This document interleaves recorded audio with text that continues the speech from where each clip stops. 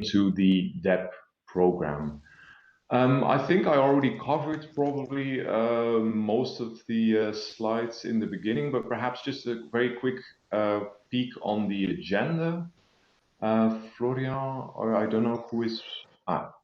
I think we can immediately jump to the agenda. Yeah. So my colleague Pavlina will give, I would say, a bit of a context in regards to the revision process of the core vocabularies. And then we have Michiel, Florian, Dimitri, a whole team of the technical experts who will walk us through the proposed changes. It is a bit of a condensed meeting. We're very thankful for all of the comments that we already received. There will be place for discussion. It might be also a kind of a frustrating experience in the sense that we need to move. We only have 2 hours, so we won't be able to go into all of the details, but do know that there will be a follow-up meeting in which we'll also embed a social component, as was a very good suggestion just made during the informal talk and the beginning. And so without any further ado, I'm very glad to give the floor to my colleague Pavlina, who has worked very hard over the last few months together with the team to prepare this meeting. So Pavlina. Thank you, Seth. Thank you all. I would like to welcome you all for in this webinar. It is extremely important for us to have this webinar after such a long time. Unfortunately, due to the bandwidth, we have some practicalities. We would like to kindly ask you to connect the audio and mute your microphones to show your questions through the Q&A session via the chat. And we already asked for your consent for the webinar to be recorded. Next slide, please. Perhaps you know better than us, since you are engaged a long time ago to the aspects of semantic interoperability and the intention of semantic interoperability to capture both the semantic aspect by creating vocabularies and a schema to describe data exchanges, as well as the syntactic aspect on describing the exact format of the information to be exchanged in terms of grammar and format. Next. So in that sense, next. We started revision of as we said, the intention of the purpose of this webinar is the revision of core vocabularies. We have a very strong legacy in terms of solutions that the SEMIC team provided 10 years, the past 10 years, with among those the core person, business location, and public organization, which will be the content of this webinar, as well as a forthcoming one. But you all are aware of other solutions that we have provided, such as TCAD, AP, ADMS, and the core criterion and evidence vocabulary. Next. So you're all familiar with our vocabularies. The core person tries to tackle to represent a person. Core business in order to represent describe a business in terms of legal name, company name, etc. The location, it tries to describe a location taken into consideration alignments with the directives such as INSPIRE, as well as the public administration to capture the administrative information that resides in a public administration field. Next, please. So you might already know, and it was mentioned also by Seta, that the first version of Core Vocabularies was published in 2013, and with the latest vocabulary being created in 2016, the Core Public Organization. So since then, a lot of things changed. New actions came into place, such as the INSPIRE Directive, the Single Digital Gateway Regulation, the public documents regulation. So we felt that there is a strong need to revise our vocabularies and being in compliant with being compliant with those directives, as well as not to say it out loud, to harmonize our vocabularies due to the fact that since they were created in different moments in time, inevitably there is there is a stronger need for harmonization. We will try. We already received some comments in GitHub. We are and we made there may be some there's a possibility that other issues may be raised, such as the one that was put tomorrow morning by Sebastian, so that we encourage you to put your comments in GitHub. During this webinar, we will try to capture them start from specific for core person business. I will try to tackle the issues that already expressed. Perhaps there may not be sufficient time to tackle all vocabularies, but we encourage you to contribute as much as you can, since we would like through those webinars to have a more crystallized version of all vocabularies. Next slide. So we, as I said, already mentioned, our next webinar may be organized in mid-May. We will we will inform you about this. Its intention is to deal with all pending discussion and open issues that may appear. I would like also to remind you that on Tuesday we will have our next, the second webinar on core evidence and core criterion, core evidence vocabulary, and we would like to invite you to attend also this. Next slide. And now I give the floor to my colleagues to present you with our proposal. Thank you, Pavlina, and good morning from my side to everyone. Okay, well, that's the part where that said, and Pavlina mentioned that it's going to be dense, so let's dive into the content. We have quite some issues to run through, and we have grouped them and going to run through them per core voc. Again, it will some things might go a bit quick, but as everything is also documented on GitHub, and we will of course share the slides and the meeting minutes after this webinar. Don't hesitate to take the time and review afterwards and get back to us with any questions or comments, or submit your feedback directly on GitHub. And of course, as I mentioned, also there will most probably be a next webinar somewhere mid-May. Now, if we go to the next slide, so we're going to run through the different issues per vocabulary. There's always different kind of issues that will also be very nicely indicated with the colors that you see on the slide. So there's some issues that are related to the alignment with external models, so not core vocabularies, but the work that is being done in the context of SEG Work Package 4, the public documents, Inspire, and other models. There's of course the alignment between the different core vocabularies. There were the original 3 back in 2013, as Seth mentioned, but new core vocabularies have been developed along the way, and not everything has been was that aligned, and so we try to also, let's say, make that a bit more happen.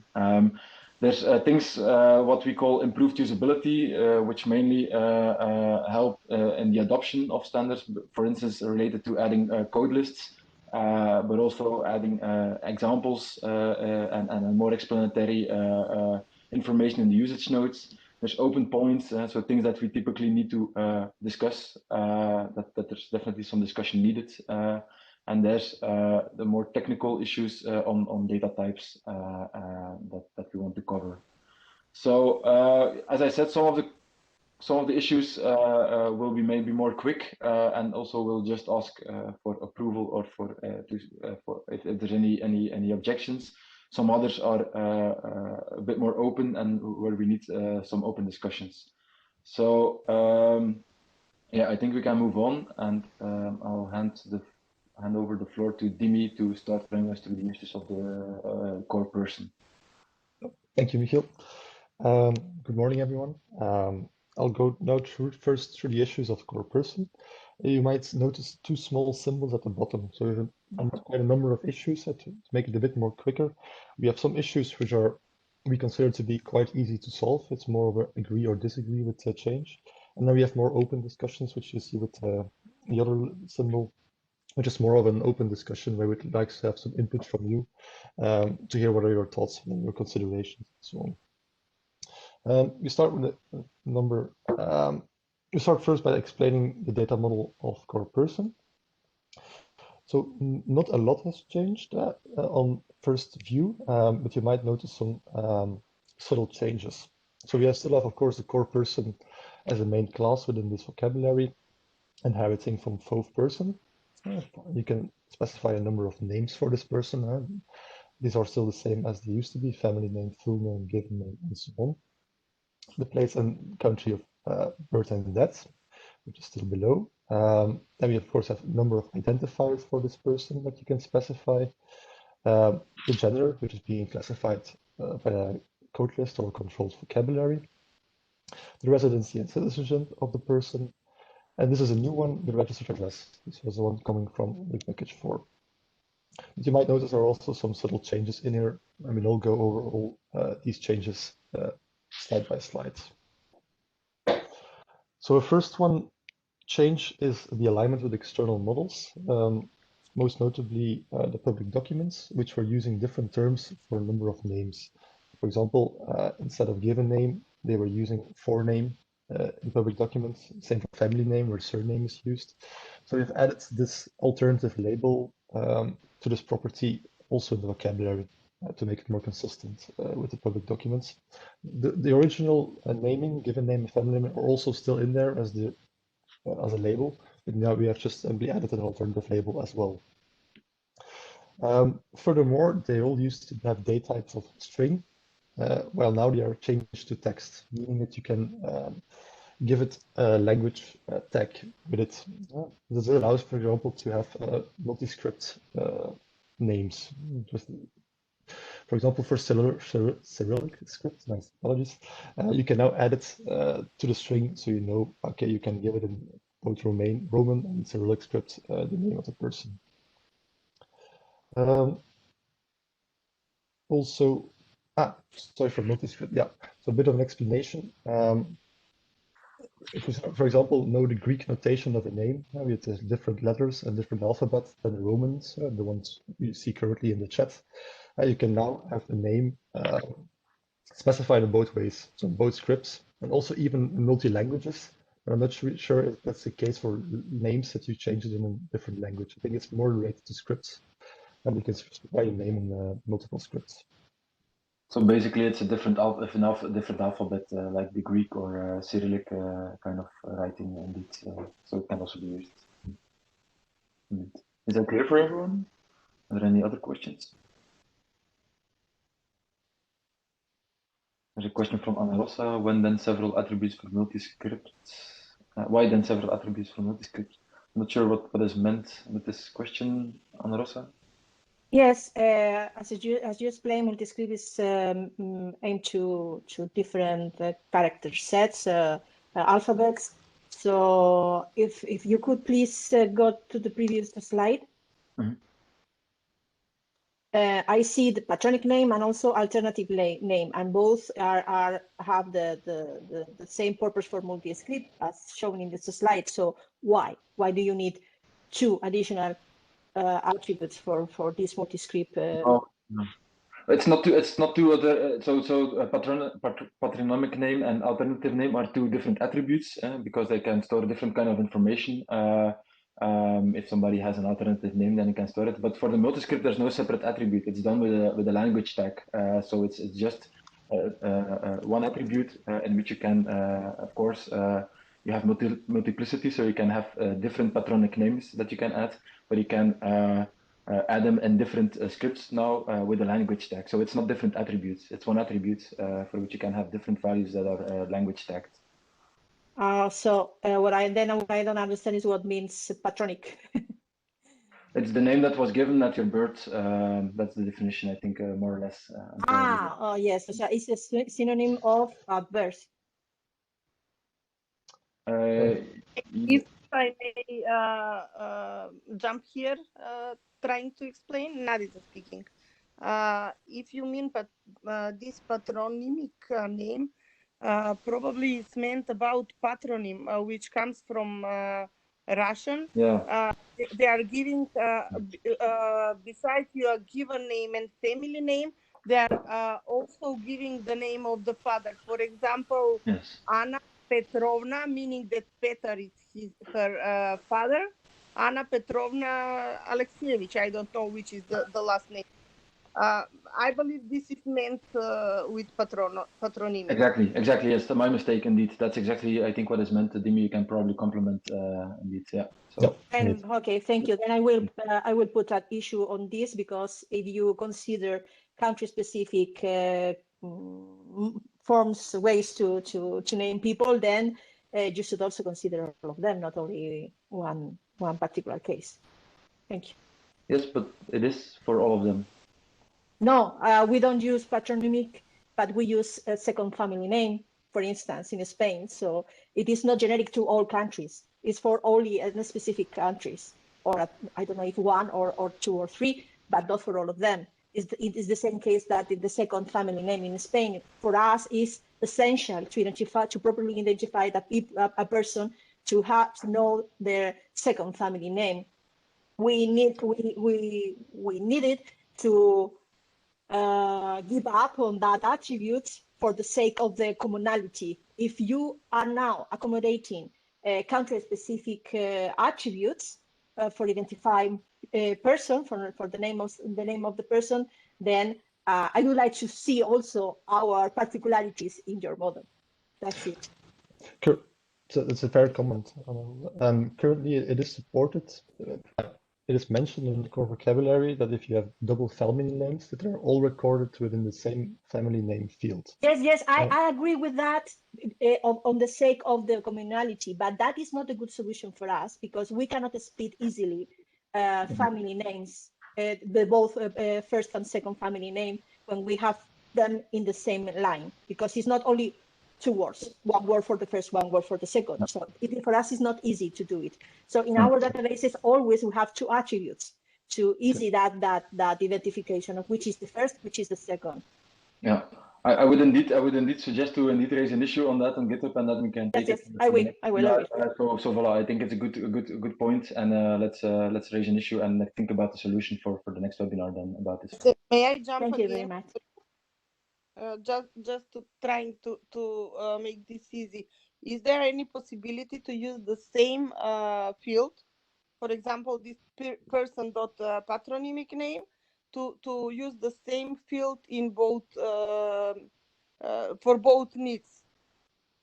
The problem is then your definition of patronymic name should change, because patronymic name has no meaning in our country. So if you use some generic name for the attribute, and then in the definition you specify that it covers both cases, well, I have no problem. But just at the first glance, it seems quite weird. And use an attribute called patronymic name. It has no meaning in Spain to put the second family name. Yeah, I think it's not about patronymic name or family name. So I think we can maybe take this one as a separate issue. Let's maybe first. So Dimi just ran through suggested changes related to labels, one, and related to some text. Sorry, the data types. Does everybody agree with those changes? So besides the discussion on the issue on family name and the use of family name and the relation with patronymic name, let's park this one for a second. But does everybody agree with these changes already to the model? Is anybody disagreeing? Please type -1 if you do in the chat.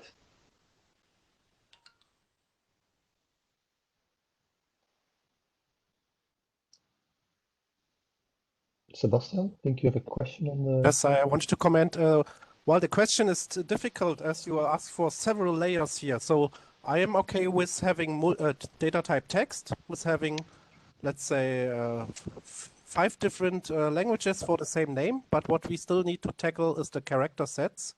In Germany, we have string Latin. We have a subset of the 64,000 possible characters to say these are Latin characters. And I suggest for the core vocabularies also to be able to say Bulgarian, Greek characters. So on the level of syntactical interoperability and character sets, something still has to be done. But the change here to say it's data type text, it's okay for me. I understand that the same name can be expressed in Spanish, in French, in Italian, the same name of the same person. This is what I understand. The other thing, if I can just mention it, is that I think it's worthwhile being careful with these sort of things to ensure that we kind of align with how societies want to go.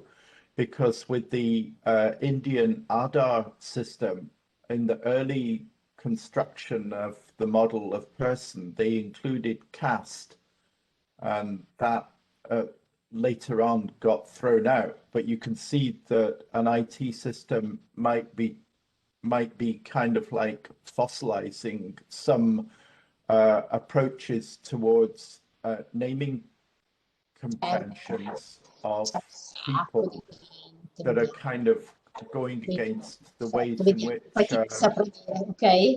in which society is moving, particularly with things like gender equality and various other things like that. So I think it's important to socialize these sort of proposals much more widely than just within the IT and semantics community. Okay, and then any suggestions, Peter? Is there any? What's the point that we should take along here? Well, I don't know how things are in different countries and with different. I mean, you know, in the UK as with anywhere else, we've got people from all over the place. You know, many nations.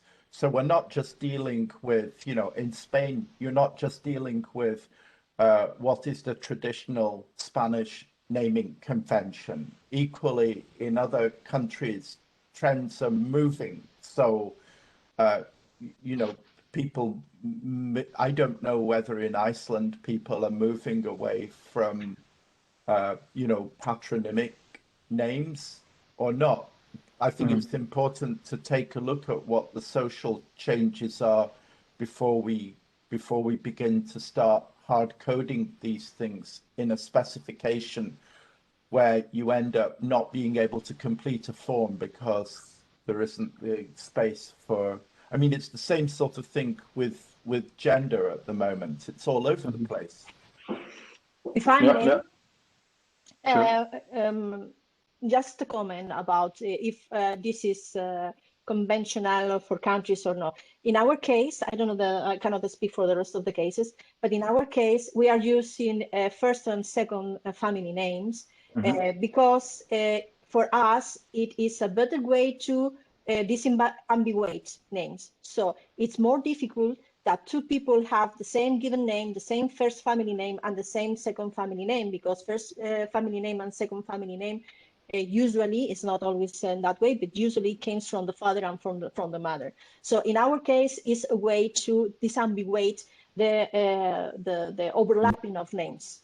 So it is not just a convention that could be abandoned in some point. Just for my comment on that. Yeah, but indeed. Okay, but that's a valid point, and we're gonna take it as an issue, how to deal with that, and maybe how to deal with that in a better way, and say write it into an issue to be discussed in the next one. So if I might summarize a little bit on the discussions, and I see there's also quite some things happening on the chat. There's no strong objections on the changes we suggest, but there are a couple of issues to be further discussed, to be looked into. I think there's one on the family name, so whether we should further, let's say, address the comment of Ana Rosa. There's a second one on, I think, a very valid one also on the gender neutrality of the term patronymic name and the fact that there can also be matronymic names. So that's also something that we're definitely going to look and further look at. And then there's the comment of Peter. No, sorry. There's the comment on the different alphabets and different let's say characters that we also need to address. And then there's the general comment of Peter to look into, okay, what is happening in society, how things are evolving, and how should we take that along and take that into account in the core vocabulary. So I think 4 big points that we, if everybody agrees, will take aside and create new issues for, or feel free to create the issues yourselves. And that we can definitely take along to one of the upcoming webinars once we've done a bit more analysis on it, if that's fine for everyone. Okay. Well, this is a minor change. As you know, in the semantics world, we don't really are a fan of circular definitions, which is currently the case for the date of birth and date of death, as well as for the place of birth and place of death properties. So it was basically just saying a date that specifies the birth date of a person, which is not really saying a lot, as you will probably agree. So we changed it, as I said, it's only minor, onto the day on which the person was born / died, and the location where the person was born died. It's a minor change, but at least it's not anymore a circular definition. It's also discussed in the SDG and work package, work package 4. Any objections on these? Please type -1 if you do. Okay, then let's move on to the next. I see a comment from Anna Inegan that we should better align the definitions across core vocabularies, which is definitely a fair point. And it's also something we have tried to do with this in this new release. In case you still spot inconsistencies or different usage or different writing techniques, please let us know. Feel free to log it as an issue if you still see some inconsistencies across the core vocabularies. I'm not sure if you have something specific in mind, Anna Ingram. Yes, I could possibly just add that I'm not so much talking about necessarily alignment between the different definitions, which we are already doing, but rather that you apply the same methodology to creating or updating the definitions so that they are of similar quality across the different vocabularies. Okay. Much like, say, done by other standardization bodies such as ISO that also have guidelines for writing definitions. Yeah, indeed. No, we'll have a look at that too. Indeed, yeah. That is a very valid point, indeed, and we will thank you for highlighting this, and we will take this under consideration. Yes. Okay, perfect. Let's move on. Okay. The registered address property. As you might know, there are already in some other core vocabularies links from the main entity being, for example, the legal entity to the address. There was also a request coming from Work Package 4 to add this to the core vocabulary of core person. It would also mention the registered address of a person. Do you all agree with adding this property? Do you also use this locally in your country? Please let us know if you disagree.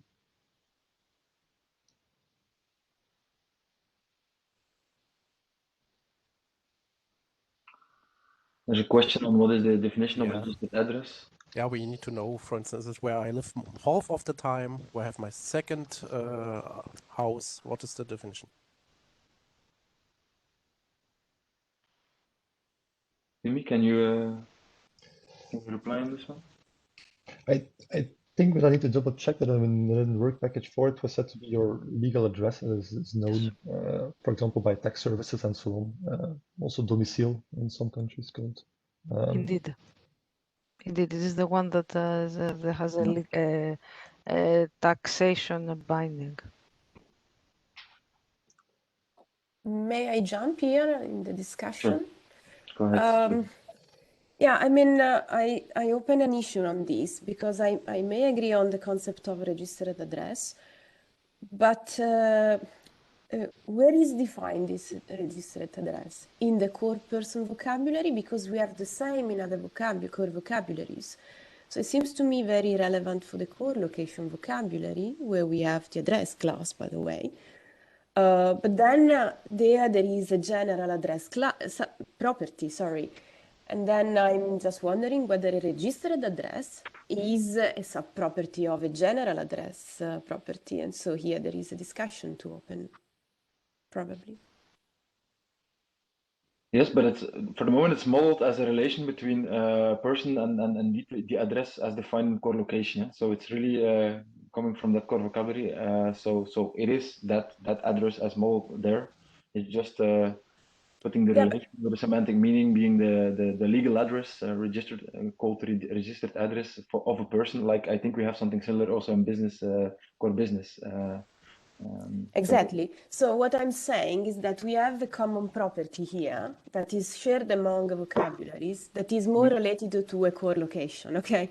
Vocabulary probably. But the point is that in the core location vocabulary, the address property is connected to a location as a domain. Here we are connected to a person, for example, a sort of kind of address property. So it's confusing from my point of view. Can you explain a little bit more what is exactly confusing? Because I mean, a registered address is an address. If it is an address, it's a specialization, let me say, of an address where there is a legal binding, okay? So it's the place in which the person is legally registered or something like that, okay? So if a registered address is a specialization of an address property, from my point of view, it should be defined not in every core vocabulary, okay? Because it's the same property.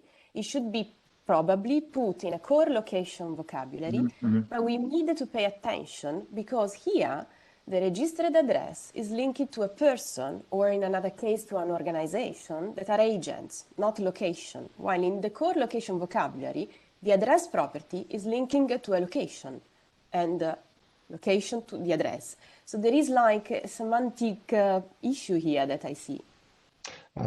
Georgia, if I might comment on that last part, I think that's a bit of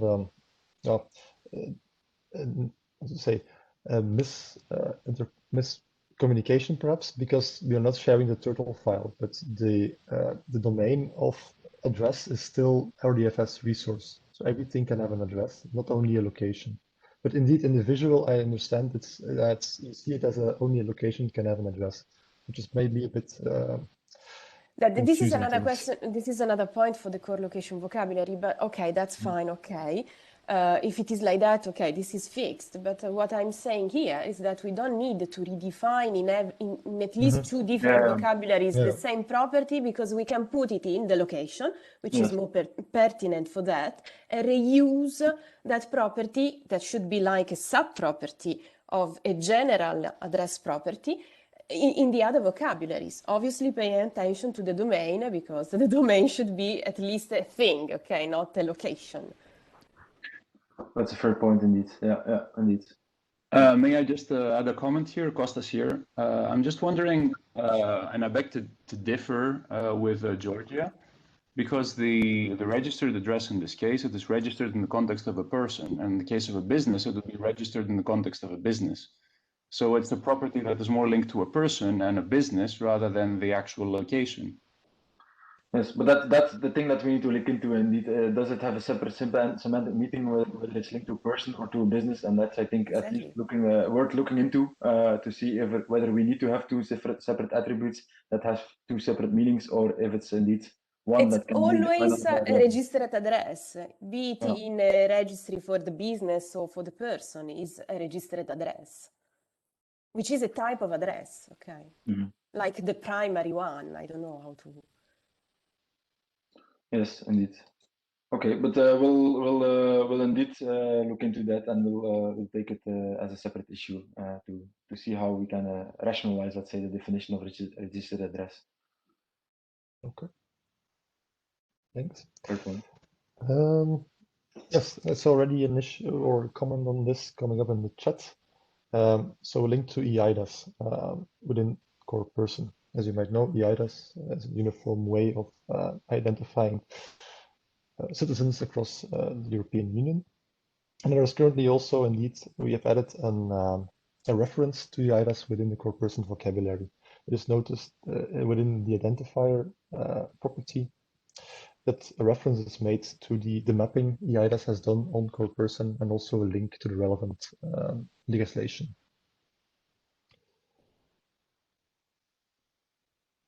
Was there a specific question? I'm not sure who it came from anymore, but was there a specific question on this? Not yet on this one. I see in the chat. Are there any objections on this? Sorry, I cannot see very well the diagram. Well, it's not mentioned in the diagram itself. It's mainly that a person can have multiple identifiers. It can be a student ID number, it can be a national ID number. But also, please have a look to EIDAS. Basically, what we're saying, EIDAS is also an identifier scheme within Europe. It also can be relevant for your case. We're not saying anything really specific about the EIDAS within the Core Person vocabulary, only that they have done a mapping to Core Person and it can be relevant for your case.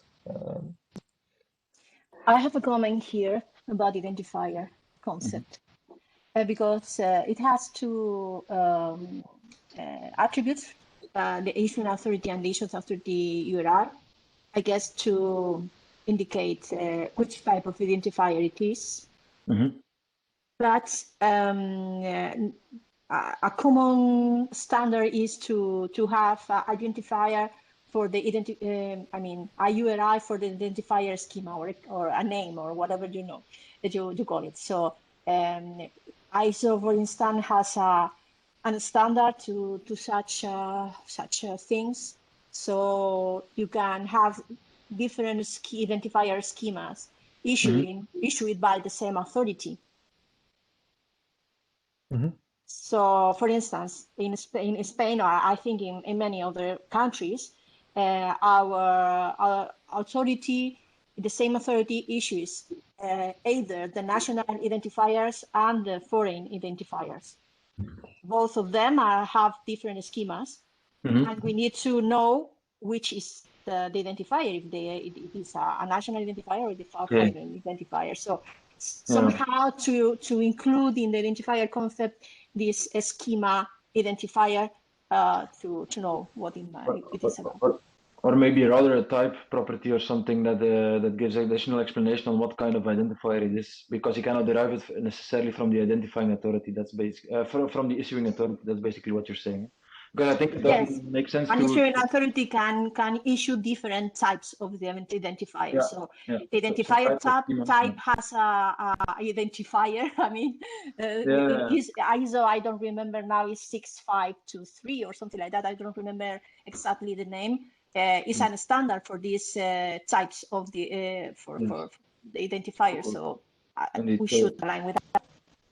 Okay, so indeed, so a scheme or a type that can give additional information about that aspect. Yeah, okay, perfect. Thank you. Can I add a comment here about this point? That I definitely agree. And in the e-procurement ontology, we have the class identifier with all these attributes, including the scheme name and the scheme URI. So probably you can take a look, you can have a look at there in order to take some ideas. Here there is another issue, once again, from my point of view, that I opened. The issuing authority, okay? Why we are using a name as a string? We have a concept of some kind of authority in the other core vocabularies. So why don't we connect here vocabularies to other vocabularies, you know? I mean, an issuing authority can be like a public organization, for example, and we have the vocabulary to do that because we have a concept there. So probably instead of having a name as a string, we can use the concept that has then the identifier and the name and so on. There is the attribute issuing authority URI to refer to the authority within URI. So I'm not sure if that's covering that aspect, what you're saying, Georgia.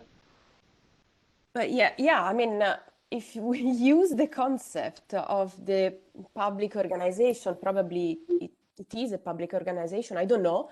It can also be like a general organization, and this is another big comment of the overall core vocabularies, I would say. Then that concept is already identified by a URI, so you can definitely link to that concept, because that concept has an URI already. And then from that concept, you can derive the name, obviously. Yeah. It's linking core vocabularies with each other, forming a network, of the core vocabularies. I think it's a good point, and I think it's also a question, actually, because it's maybe not always a public organization issuing an identifier. It could be any identifier. It could also be a university, for instance, giving a student card, or I don't know, other organizations giving any kind of identifier, personnel number. I think I remember the discussions of 2013. It was also about that kind of things, and the idea was to keep it as open as possible to make sure that any kind of identifying a person uniquely can be used. So, but I think it's a valid question that we can open again, and that we can log in our log of issues. So voilà. Yeah, there was an issue also happening in the chat regarding the scheme of the identifier that's being used. Currently, as I mentioned in the chat, it's a literal, so you can have a data typed string, but I understood it's a bit obscure, as mentioned by Ludwig, I think, and also some other people are agreeing with that. Cecile, I see. I think Bert made a good proposition to use something like DCT conforms to. So you can mention to which scheme it is conforming the identifier. But I propose them to raise an issue for this as well, so we can clear this out there, probably in the next webinar. Regarding EIDAS assurance level, I'm not entirely sure. Perhaps Florian can comment on that, but I think we have an issue also on that. But that's coming up in the next webinar, if I'm not mistaken. Maybe it's today. I'm not sure if you have it in slides. No, it will be probably more in the next webinar, and also at the same time, we want to get in touch also with the team behind EIDAS to make sure that what we propose is aligned with their usage, basically. Sorry, a question regarding the person. Are we referring to just to physical person or also to legal persons? Sorry, what was the other thing? Physical person or legal person, like a company?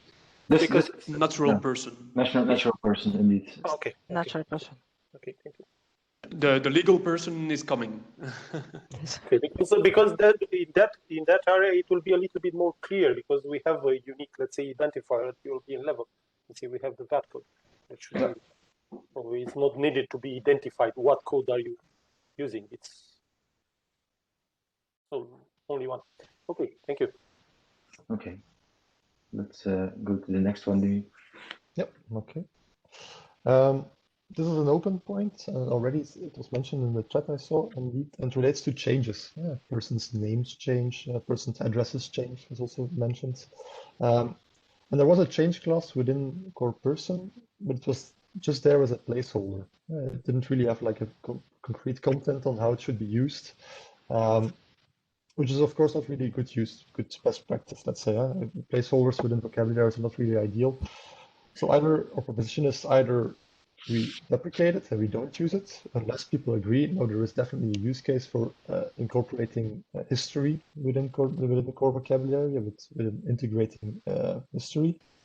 So open discussion points. Do you agree that we should incorporate such a thing as older history of certain properties? There are a couple of questions at the bottom of the slide. So basically, as it's just a placeholder, we suggest to deprecate it. But of course, we want to check with the group whether there's a use case for this and whether there's a need to keep it, and maybe also in the future to further refine it, as it's currently just a placeholder. Yeah, question from Sebastian. Sebastian, indeed. Yeah, just to comment, I think we asked for this, as in Germany we don't have the person identifier. We have all these attributes subject to changes, especially address and name, imagine after marriage or gender sometimes. But I also have to acknowledge, as for instance, we see in the SDG exercise, not always the use case is clear. So if you want to have the atomic core vocabulary to fit in different e-government projects, I think, we cannot have a complex change class here. We have to handle it in a different way. Yeah. Just a clarification on this, that it is that since core vocabularies were defined quite some years ago, and there during their definition, some assumptions were made. We would like to figure out whether those assumptions for creating specific classes, such as the change class, are still valid. That is the reason why we are asking the working group whether they are using those classes and how we should treat them based also on the current situation and the current needs. Thank you. Yeah, and the discussion that is often upcoming when it comes to data standards is that we shouldn't model the history into the model. That's more functional or requirement also that is more let's say addressed in the implementation. But that's also a question here: is it really about this, just keeping history, or is there any specific? Do we need to keep it in the core vocabulary, or is it more an implementation question? Maybe too the change, keeping the changes of data related to a person. If I may add a comment here, I think there are a lot of comments today, and I think that we all agree that with all these vocabularies, we can model a lot of our word in general, okay? But we needed to pay attention to the definition of core vocabularies, because I see some comments where we run the risk, to have not core vocabularies, but model of that specific domain, very detailed, okay? So definitely things change over time. That's a pattern very common for the address, for the person names and so on. But it's the question that we need to answer is, do we want this in a core vocabulary, or do we leave this, as you said, for some kind of extensions of that can deal also with that? Because if we put everything here, I really see the risk that then the possibility to extend these vocabularies becomes more difficult. No, exactly, indeed. Thanks for adding that, Georgia. Indeed, exactly my point too. But I see that there's no real objections, indeed. Maybe for the moment, depreciating this one, maybe you want to have some additional thoughts about that towards the upcoming webinar. And I even see a pledge to create a change vocabulary, maybe because it can be of value for base registers in general. So that's I think also a good point to think about. So with this being said, if there's nothing else, then I think we can move on.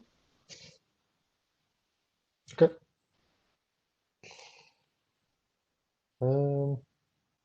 Yes, the first one is, as we said, there is some misalignment here and there between the core vocabularies. You might see an ID property within, I think it's the identifier class. We propose to change it to identifier to make it consistent across the different core vocabularies. Sure. Anyone have an objection against this? Just a minor editorial change. There's also no URI change needs to happen because of this. So it's mainly just a label that is changing. Any objections on this point?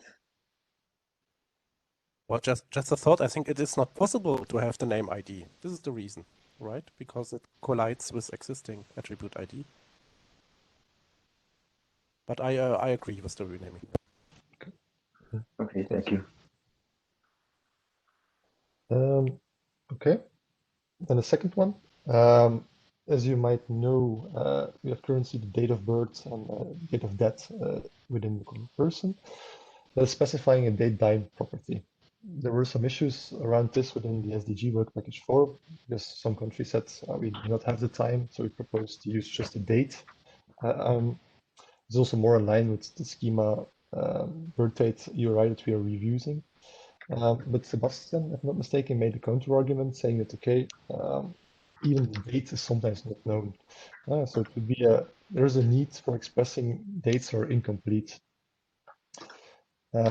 There exist vocabularies for that. I'm not sure if some of you are aware of or up to speed on EDTF, which is also being taken up by ISO, which is quite an extensive date format standard that allows for the expression of different incomplete dates.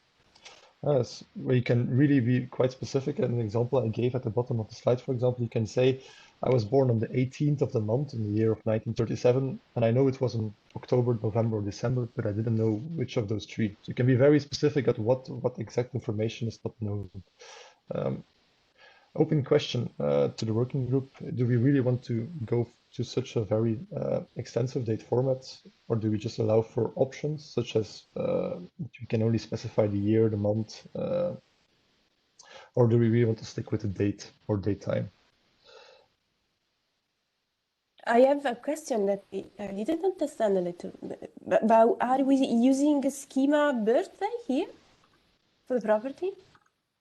Normally, yes. I think that's within. But schema birthday says that it has to be used on a person, schema person, and date type defined in schema. So I think if we reuse directly this property, we may have issues in terms of semantic inconsistencies.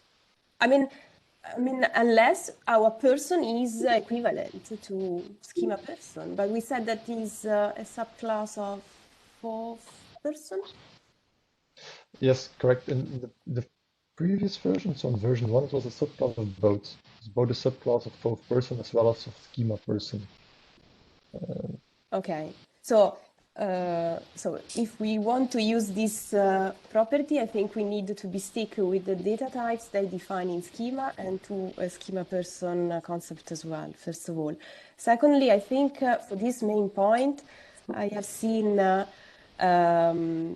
this morning the discussion also from Sebastian that I think it's quite relevant, I would say, because the requirements that he said, that he wrote, are definitely requirements that you can find in many systems in the member states. We have also in Italy the same issues, if I remember correctly. So the idea here is to, probably you may have like a date of birth, and I would suggest not to reuse directly schema, but just define a date of birth, okay? So that we can reuse the XSD date type, okay, for example. But then probably we can include, to accommodate also Sebastian's requirements, like a property like birth at, okay, or something like that, I don't know, with a temporal entity, okay, that can be anything. It can also, you can also put in that concept like the string where you put whatever you want. Then the member state will extend the temporal entity with what they want, like month, like year, like, I don't know, anything else. But we can, I mean, what I am saying here, that in a core vocabulary, we can accommodate both things, being in any case general. Yes, indeed. Thanks for that. I'm not sure if what we're proposing here, Dimi, is it really that we're using schema birth date, because the way it's on the slide, it's more to align it with the way it's done in schema birth date. Well, it's mentioned on the slide because schema birth date is specifying a range of date and not date time, so it's a bit more in line with that. Following the discussion in the chat, I think most people agree with sticking to the data type, but to at least have some sort of recommendation on what to do if you have uncertain dates. So if missing information, for example, that we at least have some sort of recommendation coming from the core vocabulary without them really imposing the use of a standard such as EDTF. Yeah, that we can add in the users notes. Do people agree with that? That we keep it to the data type? And if you leave add a recommendation what to do with uncertain dates. If you agree with this, if you just can type a +1 or a -1 if you disagree, of course, in the chat.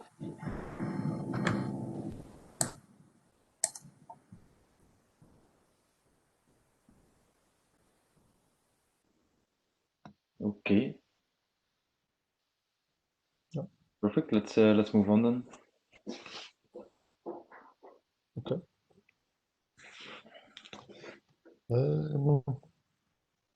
Yes, within the Core Public Organization vocabulary, you have a contact point specified for the public organization. There was a question if we should also add this information to the core person vocabulary. There are a number of ways to add contact information. Schema has one that is being currently used within Core Public Organization. It also seeks, for example, DCAT, which is then again reusing vCard. So there's a number of options here, and we'd like to hear: do you currently specify contact points for your citizens within your country? And how do you do this? Do you use Schema, or do you use vCard, or another standard?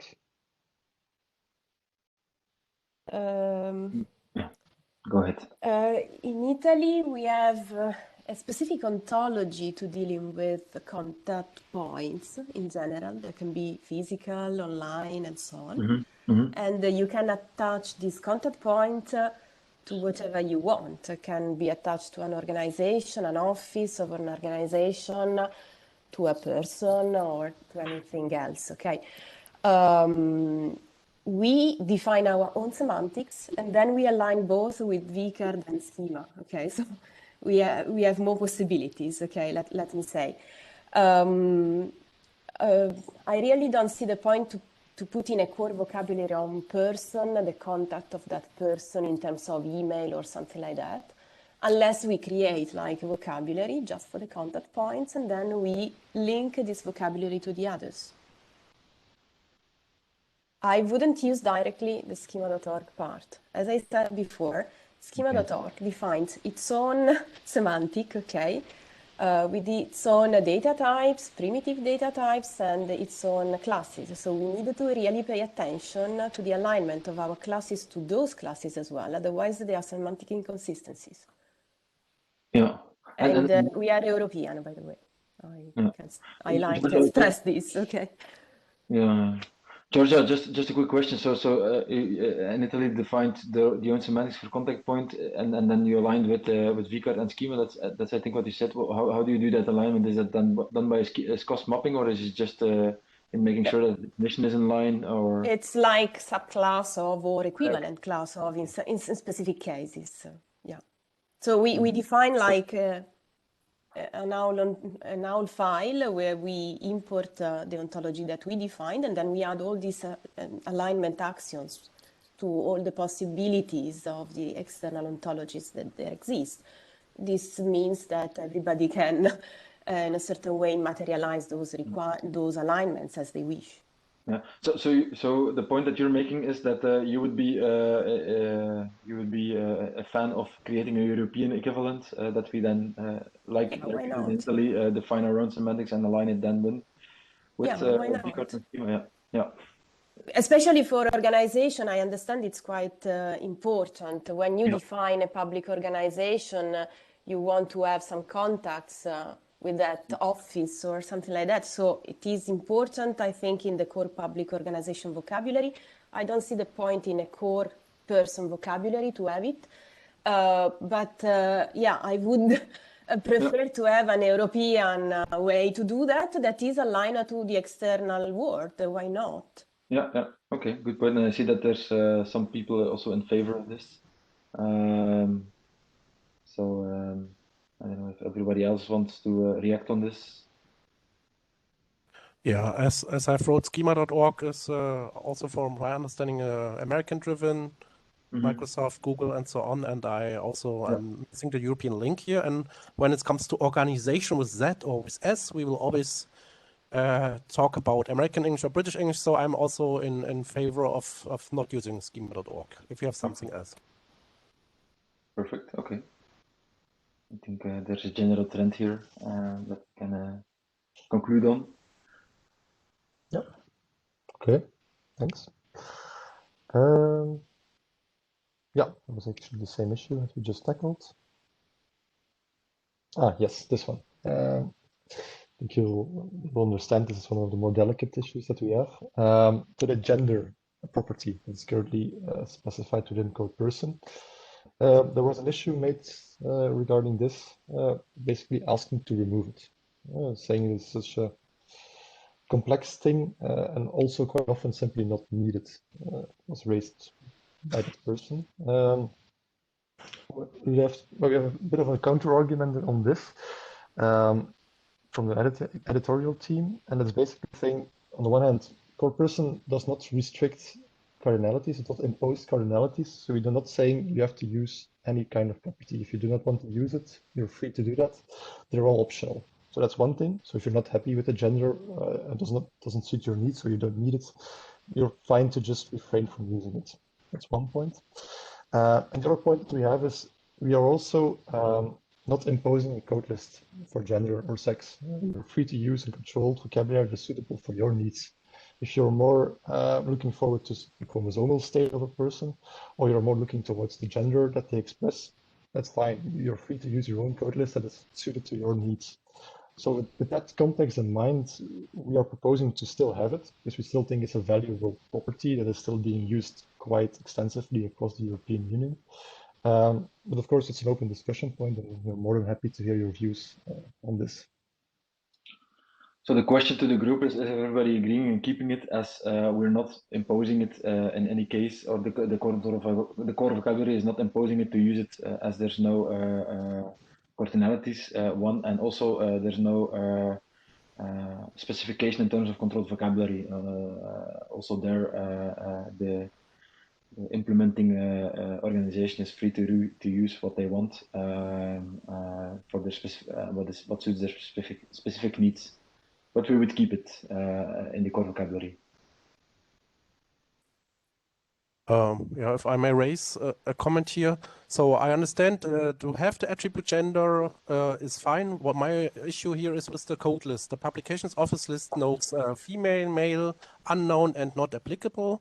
So several member states today have diverse gender, which is neither not applicable nor not known. And if the publications office list should be as intelligent as as all the member states lists, if not, we get mapping issues. We will not be able to find people in Germany that are diverse if we get the female or male code from Europe. And also, it's a legal question. Yeah, people in Germany accused the public authorities because they did not have the right gender code. So I ask you to, whether you can tell the publications office that 10 years later we need an adaptation here. Yeah, we'll take that aside. I will take that along, and but as we are not referring to any code list in the control vocabulary, it doesn't have an impact on the control vocabulary. But of course, I understand your point. It's something to be taken up with the publications office, indeed. Yeah. Well, we are here. Let's see, the publication office. So we'll take note. Okay. Yes, yeah. So we took note, and we indeed have an ongoing issue and discussion around this. So we just would like to know your exact needs, and then we will discuss how to implement. Thanks for your reaction. Great. Perfect. Okay, Dimi, I think with that being said, I think there's no objection in keeping Can I add a question here? Because I had this experience in Italy with our National Institute of Statistics, who maintains, by the way, all these classifications, also including the one from female, male, and so on. He asked me precisely to change the word gender in sex, because gender and sex apparently have two different meanings. So, which is the semantics here? We want to capture the physical part of a person, so the physical characteristics, let me say, so I am a female, okay? Or from a physical characteristic point of view, or a gender in sense of more societal, I don't know, recognition of your status in terms of gender? Okay, so that's the point. Yeah, that's a very good point indeed. And basically what we're saying within the core vocabulary, is what we want to say within the core vocabulary, is that you're free to use. If you want to use a sex or you want to use a gender, they're both fine as content to this issue, to this property. But indeed, we need to put a label on the property. And now we went for gender. I think that also was in the previous version. And there indeed, in a sense, you have a bit of a mixed semantics, because you could use sex vocabularies, and then we have the gender property, which might be a bit weird indeed. But yeah, we had to make a decision. We went, I think the previous version, they went for gender. So there's a bit of an inheritance that we have. But yeah, also free to hear input from the others if they have an idea on how we could tackle this.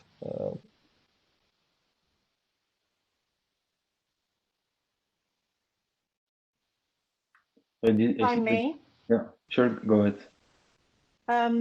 At least what we need is something that describes, depending on the purpose of what you are doing.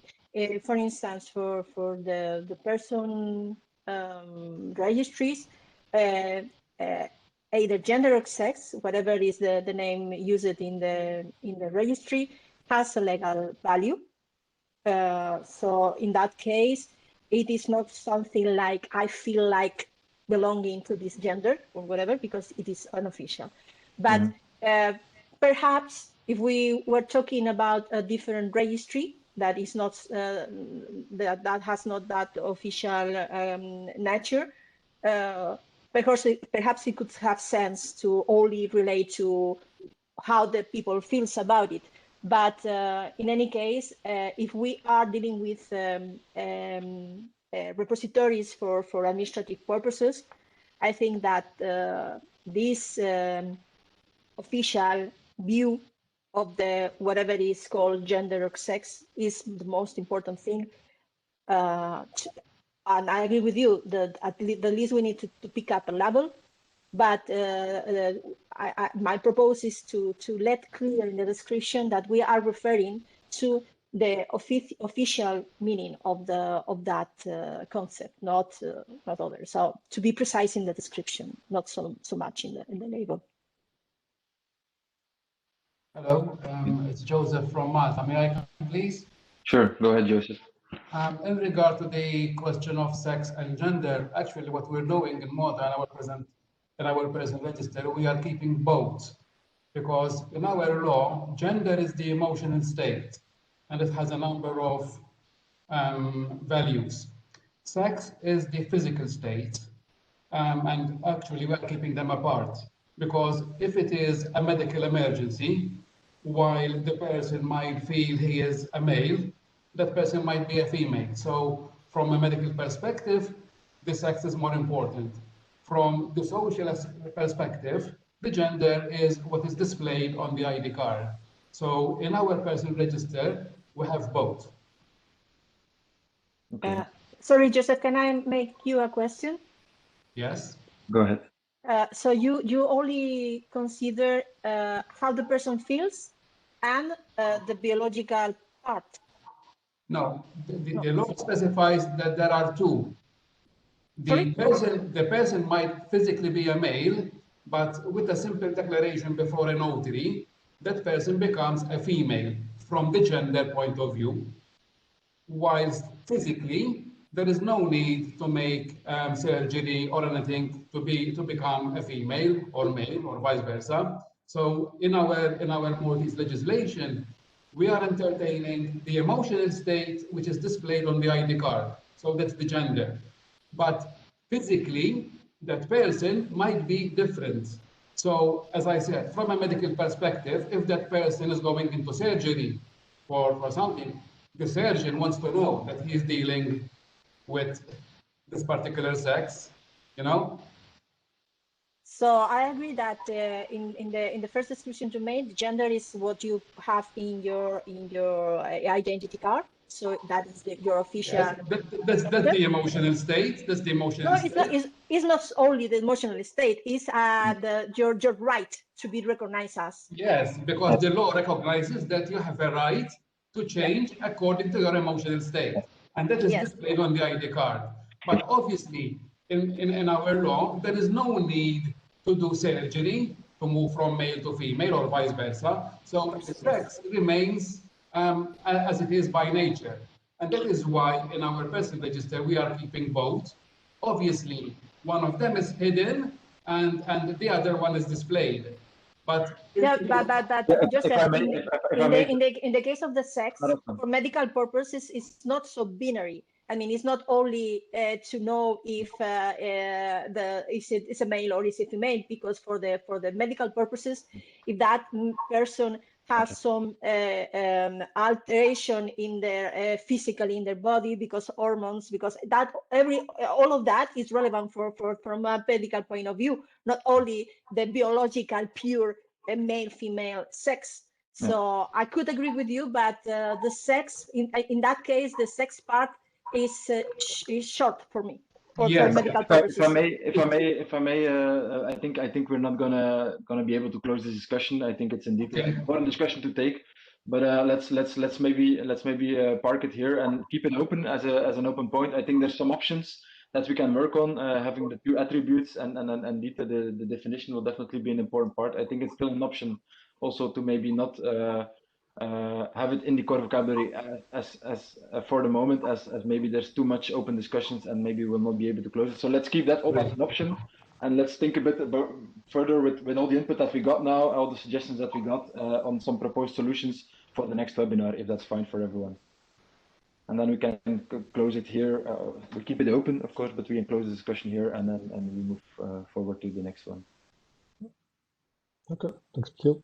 Thank you. Yes, the need to specify the roles of persons or even agents.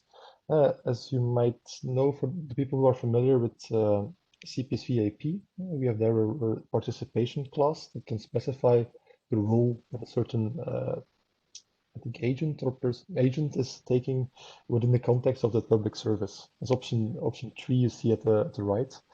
But there are also other options to specify roles.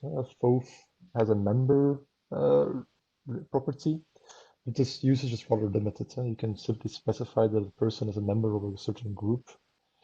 I think that's not exactly the use case we are looking for, but it's my personal feeling. Feel free to speak against that.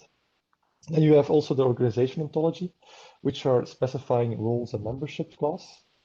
But also there, what's important to note is that this is a role that you, as a person or another agent, take in an organization. So it's really the role you have in a certain organization. And the memberships class is then a specific instantiation of that class. But note that you can also take roles that are not really, that have to be necessarily linked to an organization. That's why we made the participation class within CPSV AP, where you can, for example, say, I, as a citizen, am a service consumer of a certain public service, which doesn't mean that I have a certain role within that organization. It's a different role that you play within the context of consuming that public service. So again, an open question to the working group: do we need a vocabulary to describe the roles or the participations that an agent can play? Do you feel the need to add this class also to the core person or other vocabularies?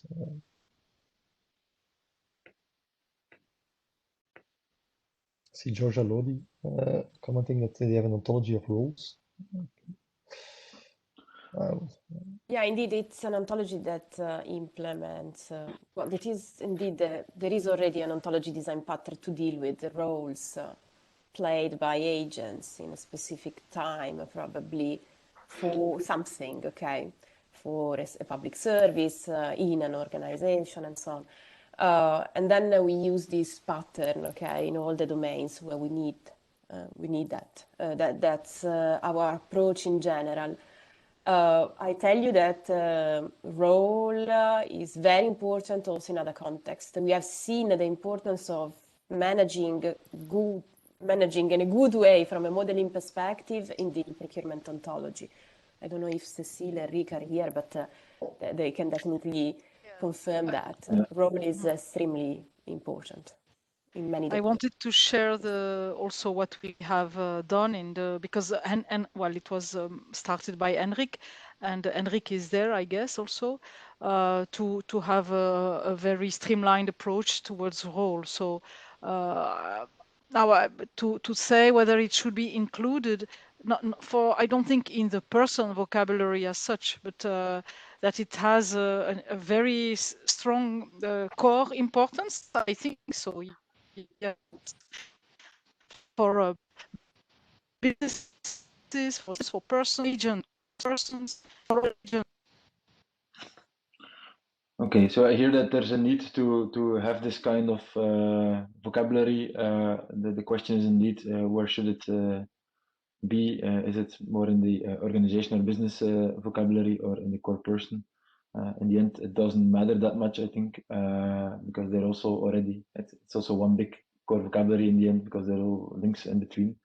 And then I think it was Georgia saying that we should look at the procurement vocabulary. I think here on the slide, there's a suggestion to use the participation clause in CPS-VAP, which allows to model any relation or any role that a person or agent even might have in a public service, I think, but it could be linked to an organization too, or looked into how to align with that at least. So I don't know if there's any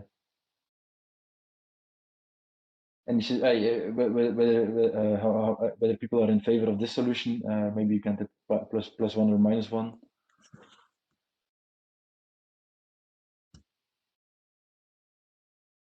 Okay. All right.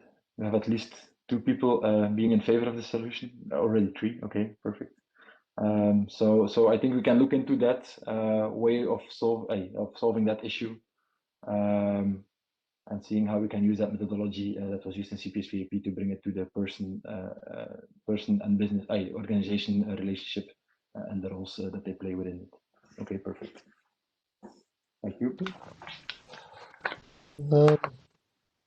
Yes, the jurisdiction clause, which was already part in the previous version, but it was apparently a bit unclear on how to exactly use it, because there was also, for example, no controlled vocabulary specified.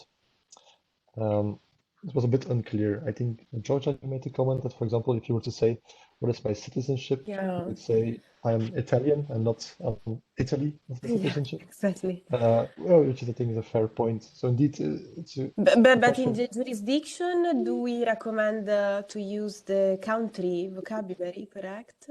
Controlled vocabulary, correct? If so, it's a country. Mm-hmm. Yeah, that's actually the question we're asking. How are you, as the countries present here, are they currently using the jurisdiction clause? And indeed, do they have a controlled vocabulary for this? And which one indeed is it? And by the way, if I say that I am resident, I typically don't say that I'm resident in Italy, but I'm saying that I'm resident in street number, comma, Rome, comma, Italy, and so on. So I think here there is a discussion to be probably done with other use cases coming from other member states. If I may? Yes, go ahead. I have an example of why jurisdiction should be a relationship instead of a concept by itself. For instance, a ministry. A ministry can be located in Madrid, Spain. And one of the consejeries, I don't know how to say in English, of the Madrid government is also located in Madrid, Spain. But the jurisdictions, meaning the scope of competencies, are different. So the ministry, the jurisdiction is Spain, but in the consejery, the jurisdiction is region of Madrid. but both are located in the same place, even in the same building. Yeah. Yeah, but we're talking about the relation between a person and jurisdiction. I don't know if that's also true for persons, natural persons. Yes, of course. But I mean, I'm talking about the jurisdiction as a concept, because I mean the example made by Georgia about the person, it's clear. Yeah. Okay, and the second thing I want to say is that there's also the discussion that we had earlier on the registered address. So the residency on a person basis, saying where you live, is indeed could be documented, or could be made by the registered address relation. And also all the discussions that still need to take place there. I think the residency is covering the need of knowing the difference between a person's nationality and the person's place of living, for instance, for taxation purposes. And that's I think the reasoning here was that it's typically on a country level, but yeah, it's an open question. If I may, we have a discussion in the European project I work with about addresses of persons, and it is quite complex because you can have a registered address as such, but you could temporarily live in another part of Europe. And that for that purposes, even if that is not a permanent residency, but only temporary, you need also to register yourself there, because at the end, the social services, healthcare, and so on, you need to receive them from the place you are living in that moment. So then you have your registered address, your regional address, and then the real one that you are living in that moment. And also, we detected that in some countries, they also have in their residency certificate references to other addresses that are only second residencies, not the main one. So the property or the renting is on their behalf, on behalf of the person, but they only use them occasionally. So it is a quite complex problem. Thanks for the input. Any other input on this? Sorry, go ahead. May I come in, Michel? I totally agree with your previous point that there is a distinction between residency and jurisdiction. Actually, we do make a distinction between the residency aspect of the person and the jurisdiction, which we call nationality. And it's normally tied to the passport. There is also the problem of multiple jurisdictions, because some people will have dual citizenship and dual nationality. But in our case, we are dealing with a primary, sort of, you have to choose one, which is the primary, then you can have other nationalities. But nationality is definitely different from residency. And residency in our case is dictated by the ID card, because the ID card tells you where the person is supposed to be living. Sometimes you're living in Brussels, sometimes you're living somewhere else, but still you are Maltese. Okay, so nationality is the jurisdiction, the state which protects you, while residency is where you are actually living.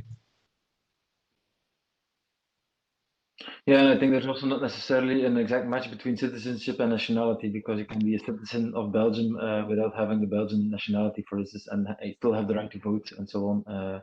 So it has also it's not necessarily an exact match there. But okay, I think we collected quite some input. I don't know if there's any other input. So this is a point for if I may, yes, if I may jump, here in North Macedonia, we have two addresses connected to the person. The first one is one that we are speaking about, jurisdiction address. It's the address on which the person is living. And the second address is if from some reasons person do not live on the first address, he is obliged to report that he will, I don't know, for example, students are living in another city or for any other reasons, Then you have the second address. So we are keeping the both addresses in order to know which is the one address, which is we call it permanent address of the project, or the second address, which is temporary address where the person can be found. Just share our experience on this. Okay. Michelle, regarding the distinction to make between citizenship and nationality, in that regard, citizenship in some cases is the residency. For instance, here in Spain, your nationality is your nationality, but you don't put a citizenship on people. What we put on people is if they have unofficial residency in our country, that is the residency. So that provide rights to that people without nationality but living in our country. So in that case, citizenship and registered address could have a tight relationship. Yes, indeed, but it's not necessarily also exact match, because sometimes you need to be living a couple of years in a certain place before you get certain rights also. Like the green card in America and also in Belgium, there's some of these things. No, okay, but I think, Dimi, is there any specific question? So the change of jurisdictions clause to relocation, do we want a specific answer already on this, or do we? Is it now just more information collection phase, so we can come up with proper solutions? No, indeed, it was more to feel a bit the temperature. So it's quite some collected indeed quite some input, and with that we can come up with a concrete solution that can be then agreed upon or not in the upcoming webinar. This is also, I think, a minor issue. As you might see within the ADMS identifier class, you have the issuing authority, which you can either specify as a string, just as a text field, where you say, for example, some sort of federal government has issued this identifier, or you can also really point to a specific URI of that organization. So you have the two properties depending on which data you have available. There was a comment made that maybe we should rename the issuing authority to issuing authority name to clearly differentiate it. That is just a string field or just a text field compared to the URI property, where you really have like a pointer to another class. See, there's a question from Yeah, I have a comment here. So why do we have the text fields, multilingual text fields for everything, but now here in addition to the URI telling about the name of the authority in Belgium, I think you have 3 different names regarding also the level. So I wonder why issuing authority is not a text field, but a literal. Good point. It's a very good point. Yeah, indeed, I open an issue here because we have literal string text. So we have a mix of things in order to represent strings, and so probably we need to be uniform. I have made this comment about issuing authority name. If we maintain this modeling, I think we need to be more precise here, that we mean the name of the issuing authority, since in the other property we mean a URI. But if we accept the possibility to link these concepts to the organization, let me say, concept of core vocabulary, then probably this property, this issue disappears, because then you have the name definitely in the other vocabulary. Indeed. That's completely right. And on the point of the text and language stack, that's noted, and I think it's a good point to align it not only for the person class but overall for all the let's say literal text fields throughout the core vocabularies. Yeah, just put it in the chat, Sebastian. It is because we are reusing the URI from ADMS, from the scheme agency property, which has a range of literal. But I think it makes indeed more sense here to streamline within the core vocabulary to change it to text. Yeah. Perfect. Thanks. Good point. Okay.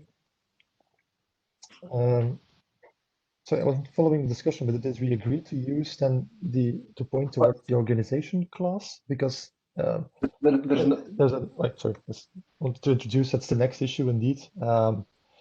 But then we are restricting indeed that it should be an org organization. Right now it's a URI, so it's a bit more broad. If you're not really typing your specific instance that's creating the identifier as an org organization, you're still okay. But now you really then have to specify that it's an org organization. That was just an open counter argument against using the class from the organization ontology. So I think the suggestion made already also by Georgia is to do that, and maybe we can ask the group whether they agree or not. So do you agree with indeed restricting the assuming authority to organization?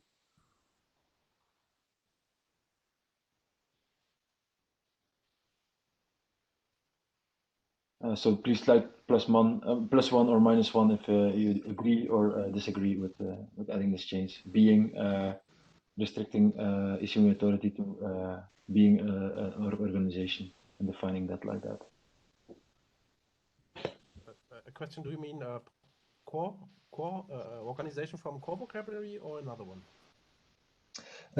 Yeah, there is no core organization, and in that sense that we have the core public organization, which is specified within the SEMIC namespace, let's say, which is inheriting from the organization ontology, which is from W3C. So it's that one that we would then reuse from. But the history behind that is that was indeed originally the core business vocabulary that was inherited by W3C. And that was renamed and a bit remodeled here and there as the organization ontology. So okay. As an additional historical fact that I want to add on. So I see that, yeah, there's quite some people in favor, but still some objections. One from Enrique and Rob. I don't know if, and also Ismail.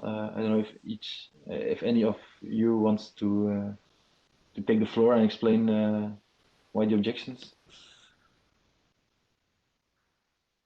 I see that Enrique, so the fact that URI corresponds to an instance of the class should be part of an application profile. Okay. Anyone else wants to add on this?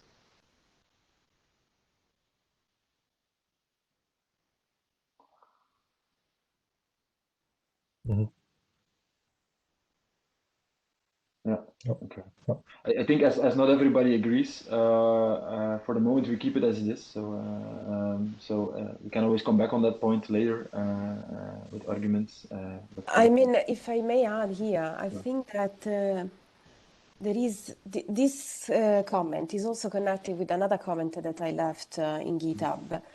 That is this part of public organization and the legal entity. Okay, so there is. That are both organization, okay, in general, as it is in the org ontology. So we probably need to reason, okay, so let's do like this. This is my suggestion for the overall group. Let's keep issuing authority probably name and the URI at the time being, and then let's try to understand whether with the core business vocabulary and the core public organization vocabulary, we can come up with some more general approach that can be specialized in public and business, for example, so that it can then be reused in these specific cases. Because indeed, if this authority is not only public, attaching this to the public organization class, it doesn't make so much sense in the sense that we lose something. But if we attach it to the business, once again, the same issue. So probably we need a concept of organization or agent, I don't know, something like that in the core vocabularies, you know. Yes, the organization is defined quite broadly, but indeed, let's look into how that can be reused in others, like this one. Perfect. Indeed, I think we can take along that suggestion, Georgia. Thanks for that. Okay. Yes, this one. We currently specify two properties. for birth and for death, being the country of birth and the place of birth, then say once for the death of a person.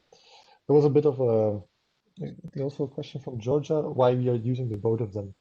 Isn't country a more specific property of the place of birth? Can you, for example, also just use the place of birth for the country? So is there really a need for this specific property? And then if there is a need, it's a proposal to make it more of a sub-property. So we specify that we should use one, for example, for the country and the other one more for like the city or another even more specific place. So an open question, are you currently reusing this property within your country? Are you using both properties currently, or are you just using one of them? It's an open question. Well, the place is only unique if you have the country. Imagine Munich, which translates to Monaco in Italian. So we always need both the place of birth and the country to make it unique. Mm-hmm.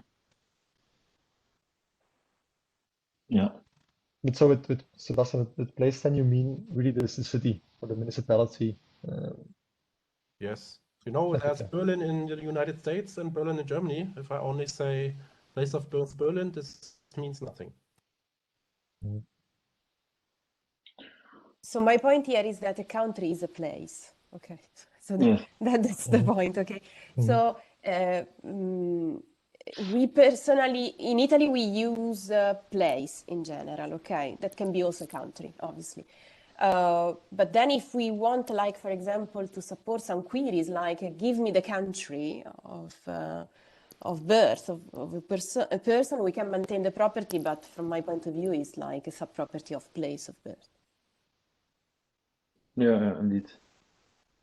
And also, if you're using the URI to indicate the place of birth, then the problem of not knowing where that exact place is, in which country it is also not an issue normally. Yeah? Well, except for exonyms, you know, places change name over time. So the URI does not solve everything. The geonames URI. Because the geonames URI changes if the name of the place changes? Yes. Okay, that's Karl Marx, Chemnitz, former German named cities. So I just want to raise the issue of exonyms. We have to have in mind also. Okay, thanks. So is there anything that we need to change then here, or is it general opinion that the way it's modeled right here is what we can keep? So do you agree with keeping it as it is? That's basically the question or suggestion that I'm making.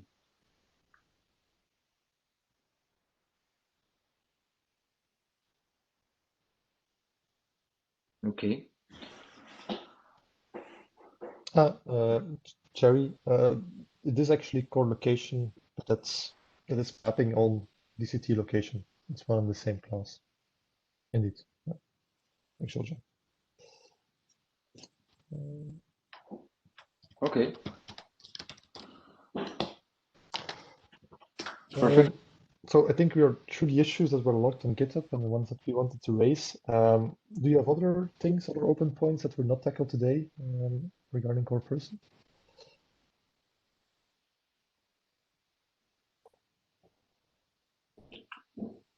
Perfect. And we still have 17 minutes to cover the other core vocabularies, but we're not going to run through all of them. So we're going to use the next webinar for covering all the issues that we didn't manage to cover. But let's already start with the one on core business and see how far we get. At least we can use the time to the maximum. So I think Florian, that's the floor is yours. Yeah, thanks. And so similarly to the previous core person, we have distinguished two types of discussions, but yeah, let's dive into it. Sit tight. So as you probably all know, Core Business focuses on legal entities. That's really the core class that you can see here on the slide. And this legal entity is considered in the model as a subclass of formal organization coming from the ontology, the organization ontology. And a legal entity has, similarly to person and core-person, specific identifiers. And for example, we will see there also related topics such as issuing authority that we just discussed. Legal entity has also registered address, and you see also similar discussions coming there. And of course, a legal entity has different classifications. For example, it can take different legal forms, which is now called company type, but there's a proposition to change this name that will come to, or not today, we'll see. Okay. Voilà. So let's dive into it. And a first point, more formality, is the fact that in the description of the specification, we don't directly mention that formal organization is coming from the organization ontology. And so our proposition is simply to make it clear in the description. At the moment, it's already indicated as the URI behind formal organization in the spec, but we can make it explicit. I don't think we need to discuss that a lot. Yeah. Any objections on this?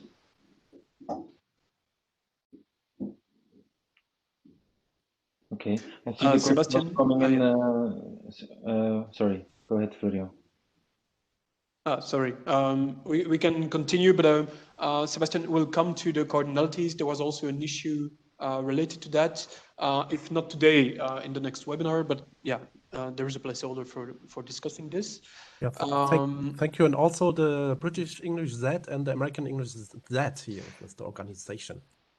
Yes. Good point. I don't know if there is a strong opinion from the audience on this.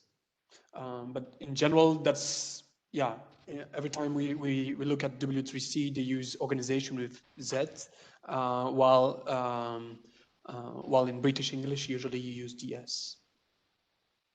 Yeah, this is an issue that I raised probably in the core public organization vocabulary of the use of S in the title of the vocabulary and then Z in the name of the classes. Yeah. I think we need to understand this point. I think this is typically an element that we can fine-tune and discuss with the publications of this. Yes. Yeah. Yeah, in the e-procurement ontology, we made a correction. So we use S because we are in Europe. That's more or less.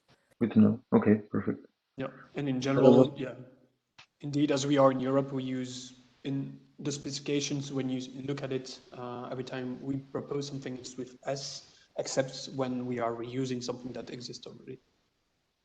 But yeah, we can look into that.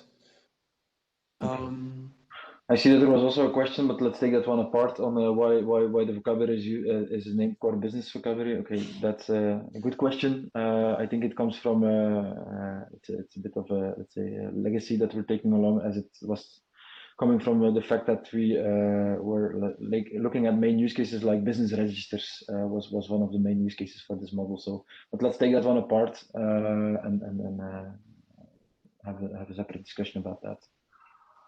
Yeah, good point. And another here on the slide, another small inconsistency that we propose to solve.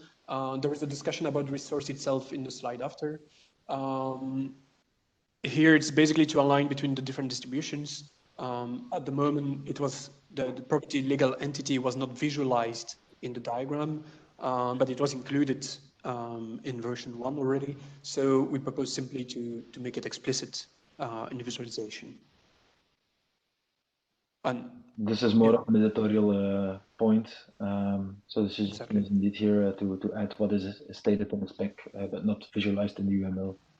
Yeah. But what we can discuss in the next slide is indeed the need for legal entity as it is now. So when you look at the usage note in the specification, we state that this relationship between legal entity and resource is useful when you want, for example, to when an organization includes one or more legal entities, and that's where we make a reference also to Dublin Core is part of.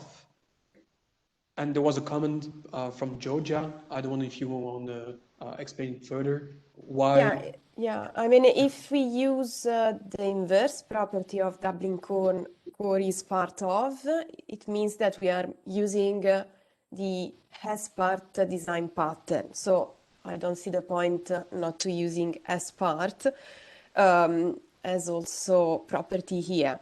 But then I think in general, it's not clear to me, at least, the meaning of this property. So we are saying that anything can be attached to a legal entity. What does it mean? It means that a resource has a legal entity, or I don't know, really. So I was looking at the definition. I saw that definition regarding the hierarchy. And so I also saw the hierarchy modeled in the Core Public Organization vocabulary. So I'm getting confused. That's why. Yeah, and I think it's a general question that we would like to address to the audience is, if we keep it, what would be the use cases behind? For example, we thought, okay, this could be also used for linking, for the organizational hierarchies. Yeah, that's one thing, but also linking a legal entity to a website or to basically anything. But if I link it to the website, I wouldn't say that a website has a legal entity. Never. I mean, probably I can say that a legal entity has a website or an online contact point, going back to the contact point discussion as before. Okay. Yep. I really don't see the point here. The point that you're making is that the property and the link between resource and legal entity is very broad and says nothing for the moment, and that we should, if we want to keep it, specify it a bit more for what it should be used, right? This is again this discussion about the reification between agent, role, thing, and this is the thing, the reification plus contact point, I think. Sorry, I didn't get that. Okay, can you? When discussing the roles before, we said when you analyze how roles behave in respect of agents, you always come down to the conclusion that you need a reification, a class that connects the agent with the role, with the activity, perhaps with the thing that is involved in the action of that role, and even the contact point. We saw that in EPO, because one single legal entity may have different roles depending on the context of the situation. Okay, so this connection you're doing here between resource and legal entity maybe is not directly connected to the legal entity, but to the reification that connects the legal entity with the role and the thing that is being affected by the behavior of the legal entity.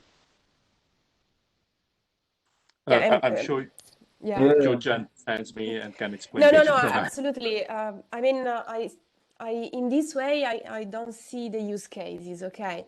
Apart from the use case of the hierarchy, of the example provided in the definition, so that I suggest to use a better name of the property.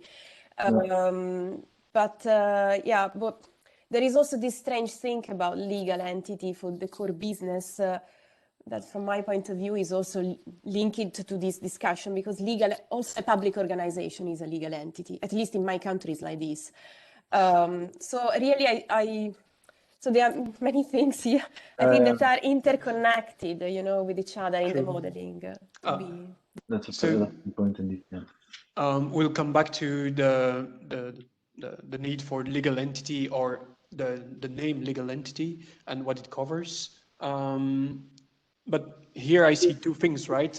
One is renaming legal entity property to as part, But the other one is simply challenging the need for this. And so maybe on the second, exactly we can have a placeholder on GitHub and see if how people react to that. Yeah. It's what George just said. This connection between resource and entity, you can only define it in a specific context, in a profile, not in the core vocabulary. And this is why I was saying that reifications are weird in a core vocabulary.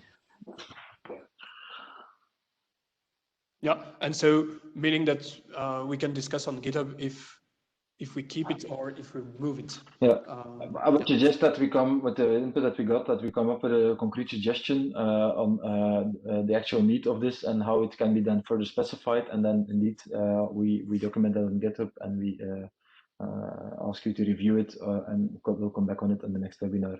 And I think there is indeed, it has relations with some fundamental questions and discussions that also Georgia mentioned on what does a legal entity entitles and how is it linked to a broader concept of organization, and what is the difference between a business legal entity and maybe a public organization. So that's definitely important questions that all touch upon that, and that should be taken along into that discussion. So I think I would suggest to move on and take it like that. I come up with a concrete suggestion, taking all that on board. Yeah, indeed. And I propose not to dive into the change class, except if there are specific comments for this case. Also because it was discussed previously, and we say that we'll give the people the opportunity to react and to take some time to reflect on this. But yeah, the idea is the same, is also to keep a placeholder for the versioning and historical historical changes in the legal entity class. Maybe just take a quick pause, because there was a question from Seth as we're almost running. Yeah, I feel very happy with all of the comments, and of course we already announced in the beginning that the content is quite packed. But I know that there are a lot of people who have end-to-end packed days with meetings, so but perhaps we can suggest to continue another 30 minutes if people agree. So if a majority of people agree, we can extend perhaps the webinar. I think normally we planned it until 12, but we can proceed until 12:30. Voilà. Sorry for interrupting. No worries. No worries. I think it's at least we have some open issues about core business. Perhaps if you would like to tackle the ones that we have prepared so far for core business, and then leave the rest of the vocabularies, as well as the rest of the issues that will be raised in GitHub. And we encourage you to raise issues in GitHub because we found we are thinking that this discussion is very fruitful, and we would like to encourage to put your concerns and ideas in GitHub.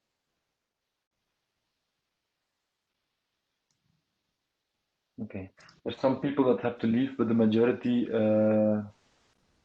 can stay. So I guess we can continue for another half an hour, and then of course, if you have any feedback, if you need to leave now and you have any feedback on the issue still, please indeed let us know, or comment on GitHub, or send us questions, issues, comments by mail.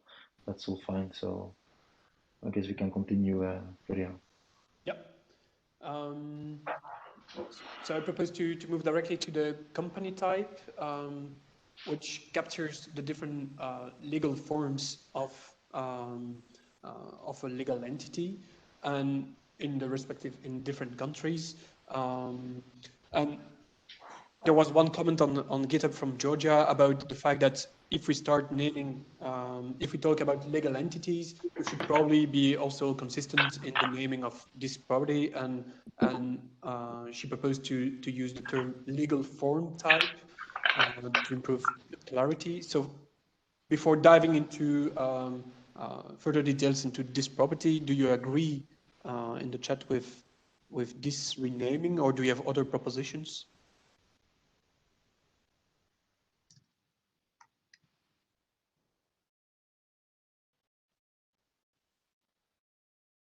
Okay, I see some reactions.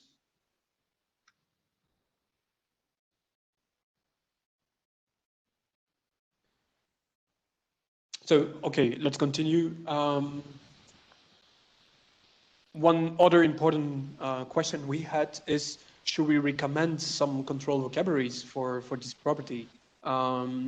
Looking at some existing lists, not control vocabularies, but lists online, we found, for example, the unaccredited from the ECB, where basically it lists per country in Europe all the different types of legal forms that a company can take. There is also the ISA² 2275, where basically the main difference is that it covers countries normally all over the world. I see that Georgia said that in the procurement methodology, the conclusion was to keep it open and leave the choice for a controlled vocabulary to the member states. I would also put this forward as a suggestion to keep it like this, to do it like this here too. So, does everybody agree with keeping it open? As this is indeed also very country specific and sometimes quite volatile. Also, this can change. So the suggestion is to keep it open. And maybe refer to some potential lists in the usage notes. That can still be done, of course.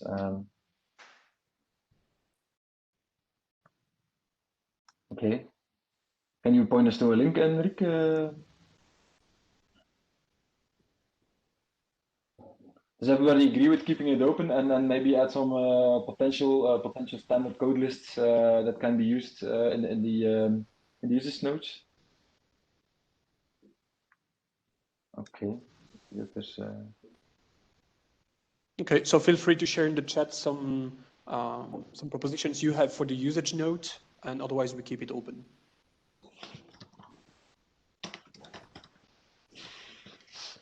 All right. And thanks for the info, Jakob. Good. Let's move on. Yeah. In version 1 of Core Business, there was the license class, which was capturing a license as a permit to carry out a particular activity, with examples in banking or mining domain. And here we propose that since it's only a placeholder, to deprecate it. So we would like to confirm this or not, to simply check with you whether this is something you need or for which you have particular use cases in a core vocabulary.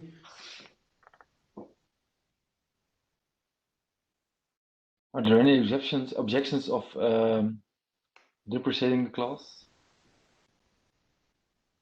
We can also show the next slide with the version 1 and version 2, but it's simply showing that on the left in version 1, there was the license connected directly to legal entity.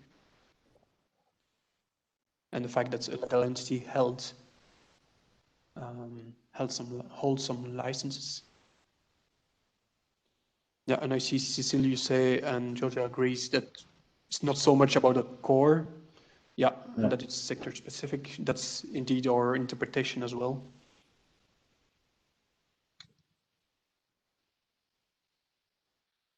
Okay. Good. If there are objections, feel free, but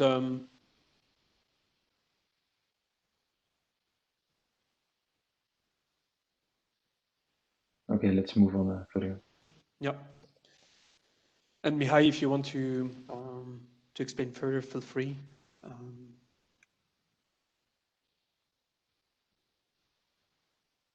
As a specific vocabulary, yeah. So yes, most businesses, I'm also business owner, so most businesses do not own just one license. Because they try to open the business to more. So if you are focusing just on core business, yes, of course, there should be there. But otherwise, it's hard to say. They might change the target, so it will be outdated before you know it. Advice not to. Yeah. Yeah. Thank you. Indeed. Yeah, and that's the big challenge with that. Okay, and Cecile, if you have ideas for a specific vocabulary for this, yeah, let's keep it as a separate discussion. But I think it's a valid point. Let's go to the next one, Florian. I think there was a about cardinalities, yeah, something that was raised by Georgia, but also by others in separate issues, and also today. The fact that in core business we do have some cardinalities mentioned, and this is basically coming also from version 1, so it doesn't change between the versions, but in version 1 simply because the working group at that time agreed that you don't have a legal entity if there is no legal status given by a suitable authority. And that's why they decided to include some cardinalities. Of course, this is kind of an exception compared to general core vocabularies. So the question for you is, do you agree with this interpretation and usage, or it's something you would like to see changed, and why? So the concrete suggestion is to keep it as it is, yes, with cardinalities. Cecile, you want to take the floor? Well, I would, yes, I would. I think that this be discussed together with the legal entity, the renaming of the legal entity, and and also that in any case, keeping the cardinalities is not really the current approach. So, and as you prefer, if you prefer to be more core than less core, then you should remove those cardinalities, but also remove the legal entity, so not consider legal entity. Yeah. Okay, thanks. The thing is that if you want to use the cardinalities for automating the generation of syntaxes based on those cardinalities, or even to check the coherence with possible application profiles, it would be interesting having them for automating reasons. So maybe the other option could be having two versions of it, one for documenting purposes and another for automation. It's a valid point. Florian, maybe just because the figure is not showing it, as there's only cardinalities of 0 to many, but I guess there's a cardinality of 1 to many for the identifier then, I guess. If I may here, I think that we need to be uniform. We don't include any cardinalities in the other core vocabularies. I don't see why here we need to do this exception, okay? Because otherwise also, I mean, a public organization doesn't make any sense if it hasn't a name, okay? Just to make an example, or also a person, okay? It's the same. So I would avoid the use of the cardinalities, leaving them to application profiles, okay? But I totally agree with Cecile that we need to really take into account this legal entity part. Yeah, okay. So do the others agree with this proposition? Harmonization, and Henrik, I agree also for automation, etc. We can look into then specific work on improving these parts and making still some propositions for cardinalities in a separate. So the suggestion is then to take them away in general, the cardinalities from all core vocabularies, including this one, Does everybody agree with this?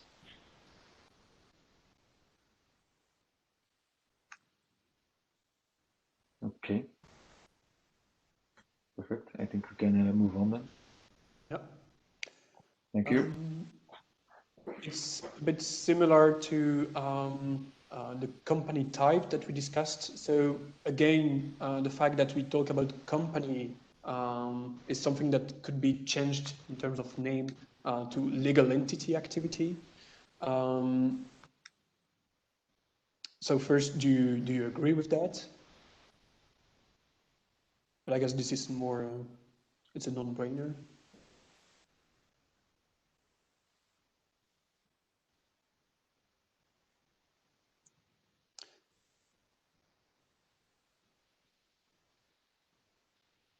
Okay. Good. Then I propose to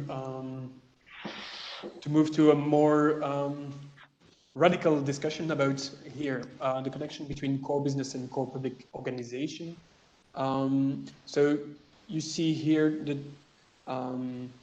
first that in core business, as mentioned, legal entity is considered a subclass of formal organization, which is part of a separate ontology called the organization ontology maintained by W3C.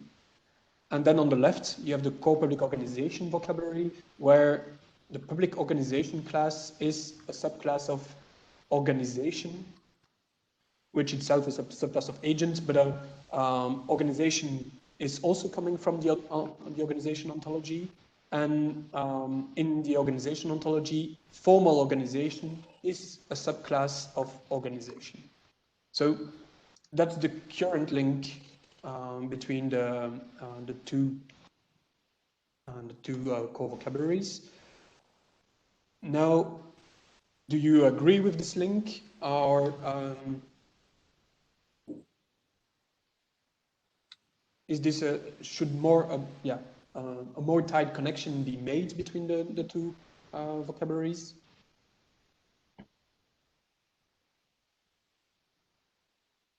If I may here, I mean, this is a very general comment that I have. Okay, so if I look at, let me say, the company, so business, okay, or also non-profit organization, and also the public organizations, okay, I see that they share many things, okay, together. The contact point, the hierarchy, the structuring hierarchy, also it applies also to business, where they are located, and the classification according to their different controlled vocabularies, the identifier, okay, and so on. So I think that there are many common elements that characterize these words. What changes here is their legal form, because public organizations are under the public law, okay, recognized under the public law, while the private part, let me say, is under the private law, okay? So it's a different law that regulates what they can do and cannot. And the activities, by the way, so different classifications according to the activities. So I think that here, and once again, the term legal entity, from my point of view, also a public organization is a legal entity because it's legally recognized. In our country, there is a base register for that. They are legally recognized, okay? So the point here is that why in the core business we have some modeled something, and in the core public organization we have modeled the same things but additional ones, okay? So the proposition here that I do is probably it's required to think to a more general approach that model all these things in common, the spatial coverage of the contact point, anything, the classification and so on. But then we specialized in public organization and, I don't know, private business. We use business as a name of the class in the SDG model, and we also use that in the e-procurement ontology, just some suggestions. And then obviously for this specialized class, we can decide their own classification, but also the legal form type is something that applies to the public organization, because a public organization can be a municipality, a region, a province, and that is the legal form type of that public administration, you know. So I think here there is a general point of discussion to probably have an upper level, let me say, point than specialized. Yeah, indeed, I fully agree, Georgia, and I think it's it even look I think we need to take really a distance and also look at the definitions and also at the nature of those different things, how much they're different and how much it's needed to have them as separate classes and how they relate to each other. Because I fully understand a public organization is also a legal entity if you look at the names, but I think we also need to look at the definitions. But yeah, does it make sense, or is it needed to have them separate because of the differences that they might have in nature, in the way they have been, let's say, founded or created by law or by any other reason? So the suggestion, indeed, what you're saying, and that's maybe also that I want to check with the group, is to maybe take a full step back on those core vocabularies, a legal entity, public organization, relation with organization, and see. One, how should they relate to each other, and what is the upper class of the other, and looking at the definitions and how we should name things. Secondly, how we can align in terms of things that are linked to it, classes that are linked to it, attributes that we're using, and what should be specialized on a lower level. Can I make a suggestion, because I was in the chat, but I think that there was really a great job done in the EPO on that perspective. And would it be possible that it would be the start for this consideration, that you would look at what we did and then to challenge it and to come to something even more generic? But I think there was really a lot of effort put there to consider cases such as public-private entities. You know, it exists, and all types of organizations that have a stake into the procurement process, which is also, so the procurement process makes precisely public procurement puts together these two worlds, and so it gives and we paid attention to allow a public organization also to be a private have a to be at any side. So you really merged these two concepts to something that is more consistent with reality. Okay, let's look into that. I think that's a great suggestion. I think I see also quite some positive reactions in the group. So thanks for that, Cecile. So let's do that. Indeed. If I may. Sure. I would also like to bring into the table that public organizations have some peculiarities and regarding the competencies, the public competencies, and we have been talking about the change. And in our experience, for instance, the change, because public organizations usually change. I mean, the organization by itself change a lot with the change of governments. These competence are mostly the same as always, but they change between different organizations, because you can have now 12 ministries. Tomorrow there are 22 ministries. Even under the organization of each ministry change a lot. So at the end, only a stable concept is the public competence. However, I am aware of the complexity of managing these public competencies.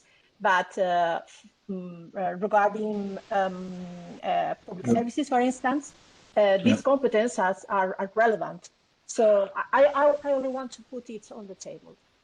Yeah, definitely. It's a good point, and I think the suggestion is not to put everything all together into one clause and call it a legal entity. I think the suggestion now is to look to take a step back and see what are the similarities, the commonalities when it comes to modeling certain attributes and relations. And to see where we need to specialize and where we need to also have separate definitions for each and one of these particular types of organizations, let me call them like that. So that's I think the suggestion, and I think it's about taking a step back. Also, I think the core public organization was developed a bit later than the core business class, so it makes sense, I think, to let's say with an open mind look at all of them and see how we can harmonize and make sure that also the definitions and the differences, where the differences are, that they're also clear, and voila. So that would be the suggestion. And I think these differences that you're mentioning on Rossa should be definitely taken into account in that discussion. Yeah, indeed. Okay.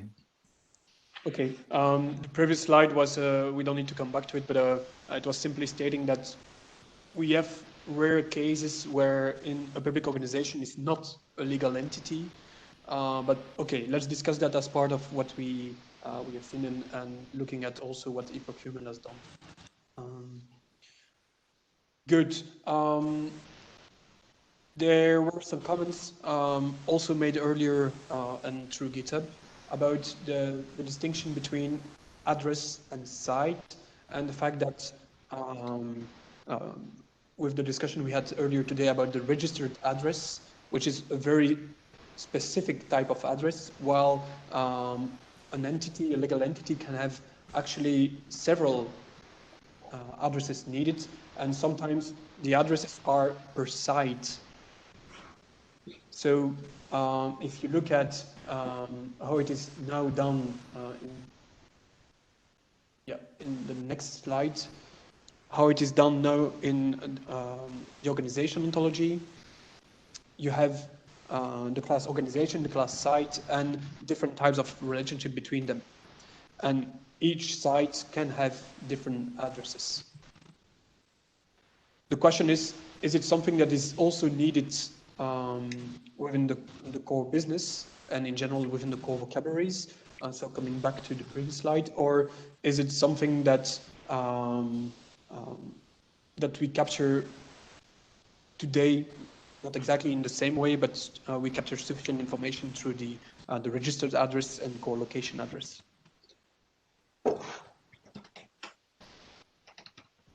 I don't know if there are any reactions on this. I think I needed to think a little bit about it. I mean, aside from looking at the ontologies like an office, also like a premise, okay, that has its own address. But I don't know really, so probably I like the idea to connect directly, let's call it organization, okay, to a registered address or an address, okay, that is, by the way, some kind of location, okay, it's the address typically, unless we want to model like a building, okay, but the concept of the building itself, okay, for some reason. I don't know, it's something I think to be reasoned about still. Okay, so come in, please. I don't know if there are, yeah, sure. Joseph again.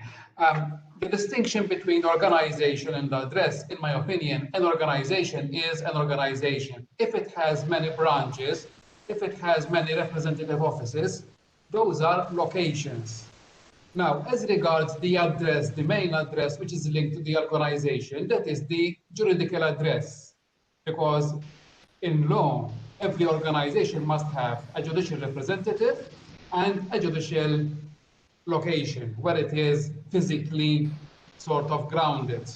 Also for jurisdiction, also for the applicable law for the organization. So I make a distinction between the organization and its main address and its main representation.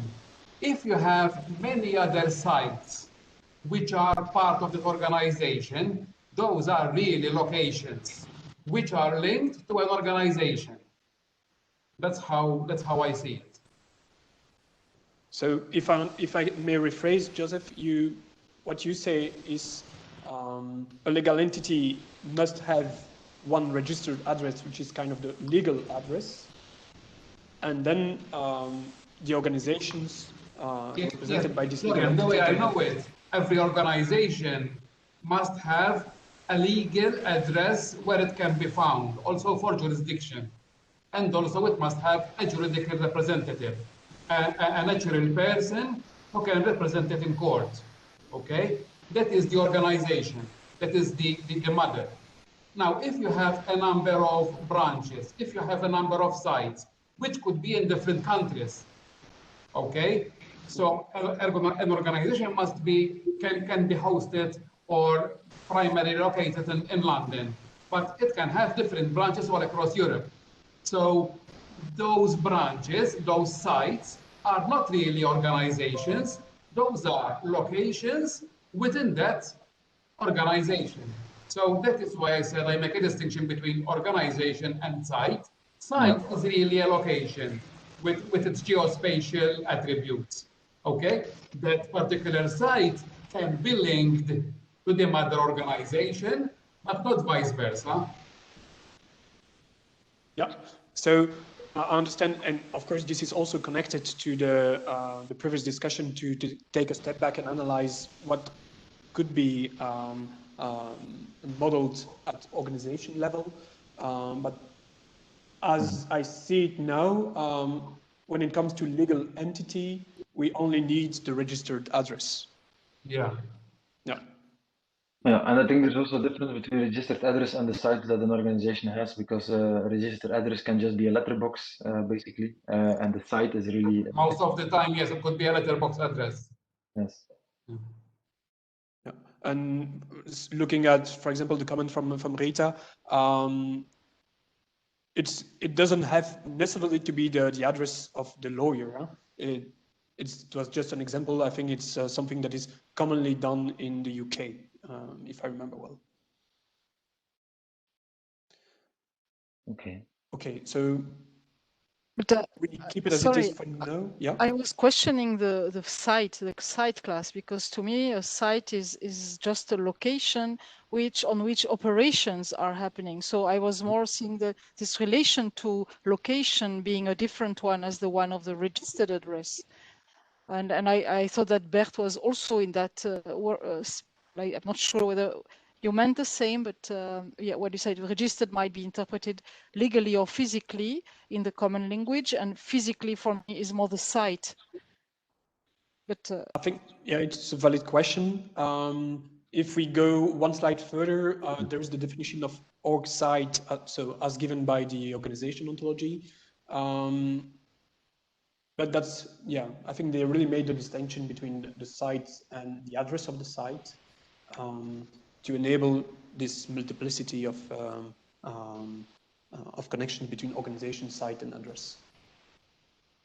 But again, but I think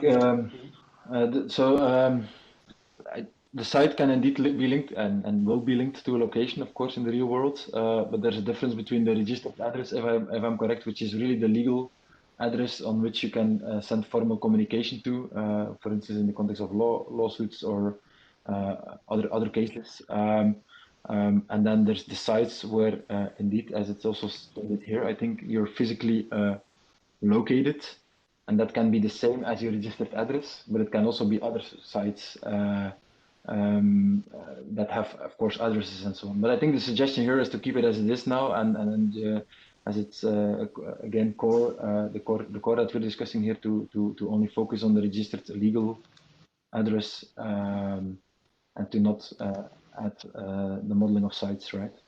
Florian, that's the suggestion. Or yeah, sorry. I was also paying attention to the chat, but right now the suggestion is we keep it as it is for now, and we look further into the site to see if there is a need to change anything. But more as part of the higher level discussion we had about the need for core business, core public organization, and how are they related together.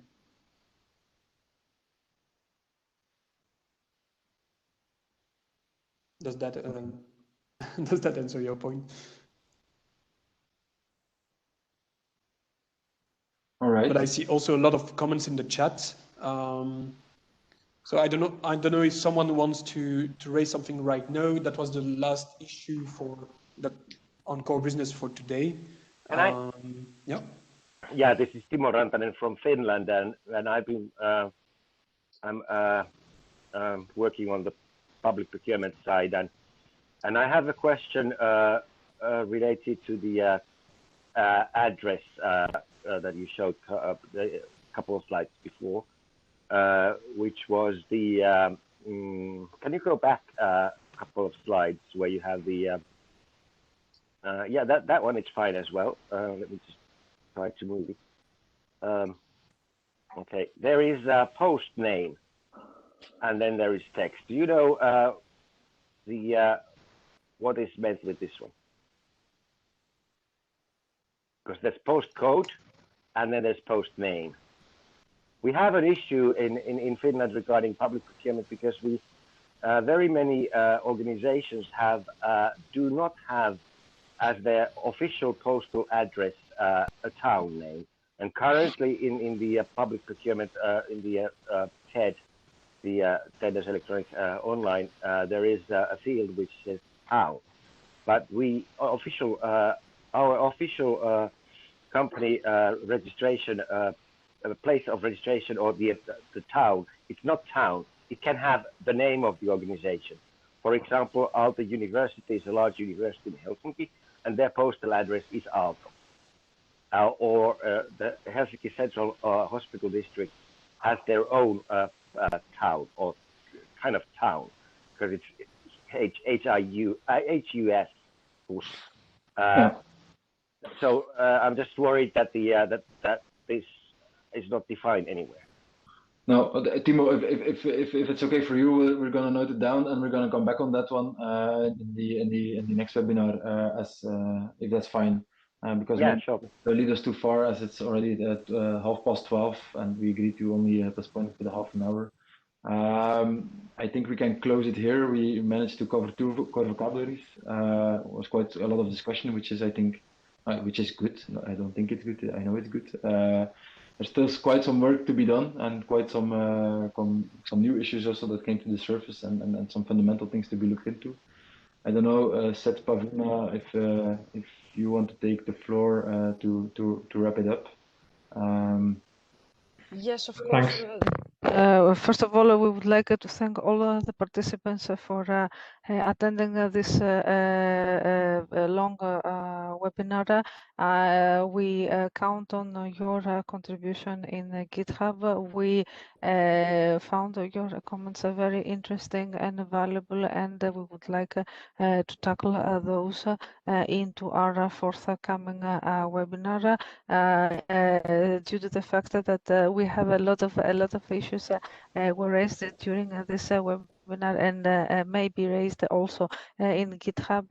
We would like to see what when will be our forthcoming webinar, mid or end May, according to the time that we will need to process them appropriately. But we will definitely let you know and send you an invitation on this. Please feel free to contribute in GitHub. Thank you so much. Indeed, thank you all for the valuable comments, and we'll just continue the discussion then towards the end of May. So we'll communicate the next dates, I would say, by the end of next week. Thank you very much, Michiel, Florian, the whole team, Dimitri, for all of the valuable work, and of course, all of you from all of the different member states. Thanks. Have a nice Thank you all. Thanks. Nice end of day and weekend ahead. Thank you. Bye. Thank you. Bye. Bye.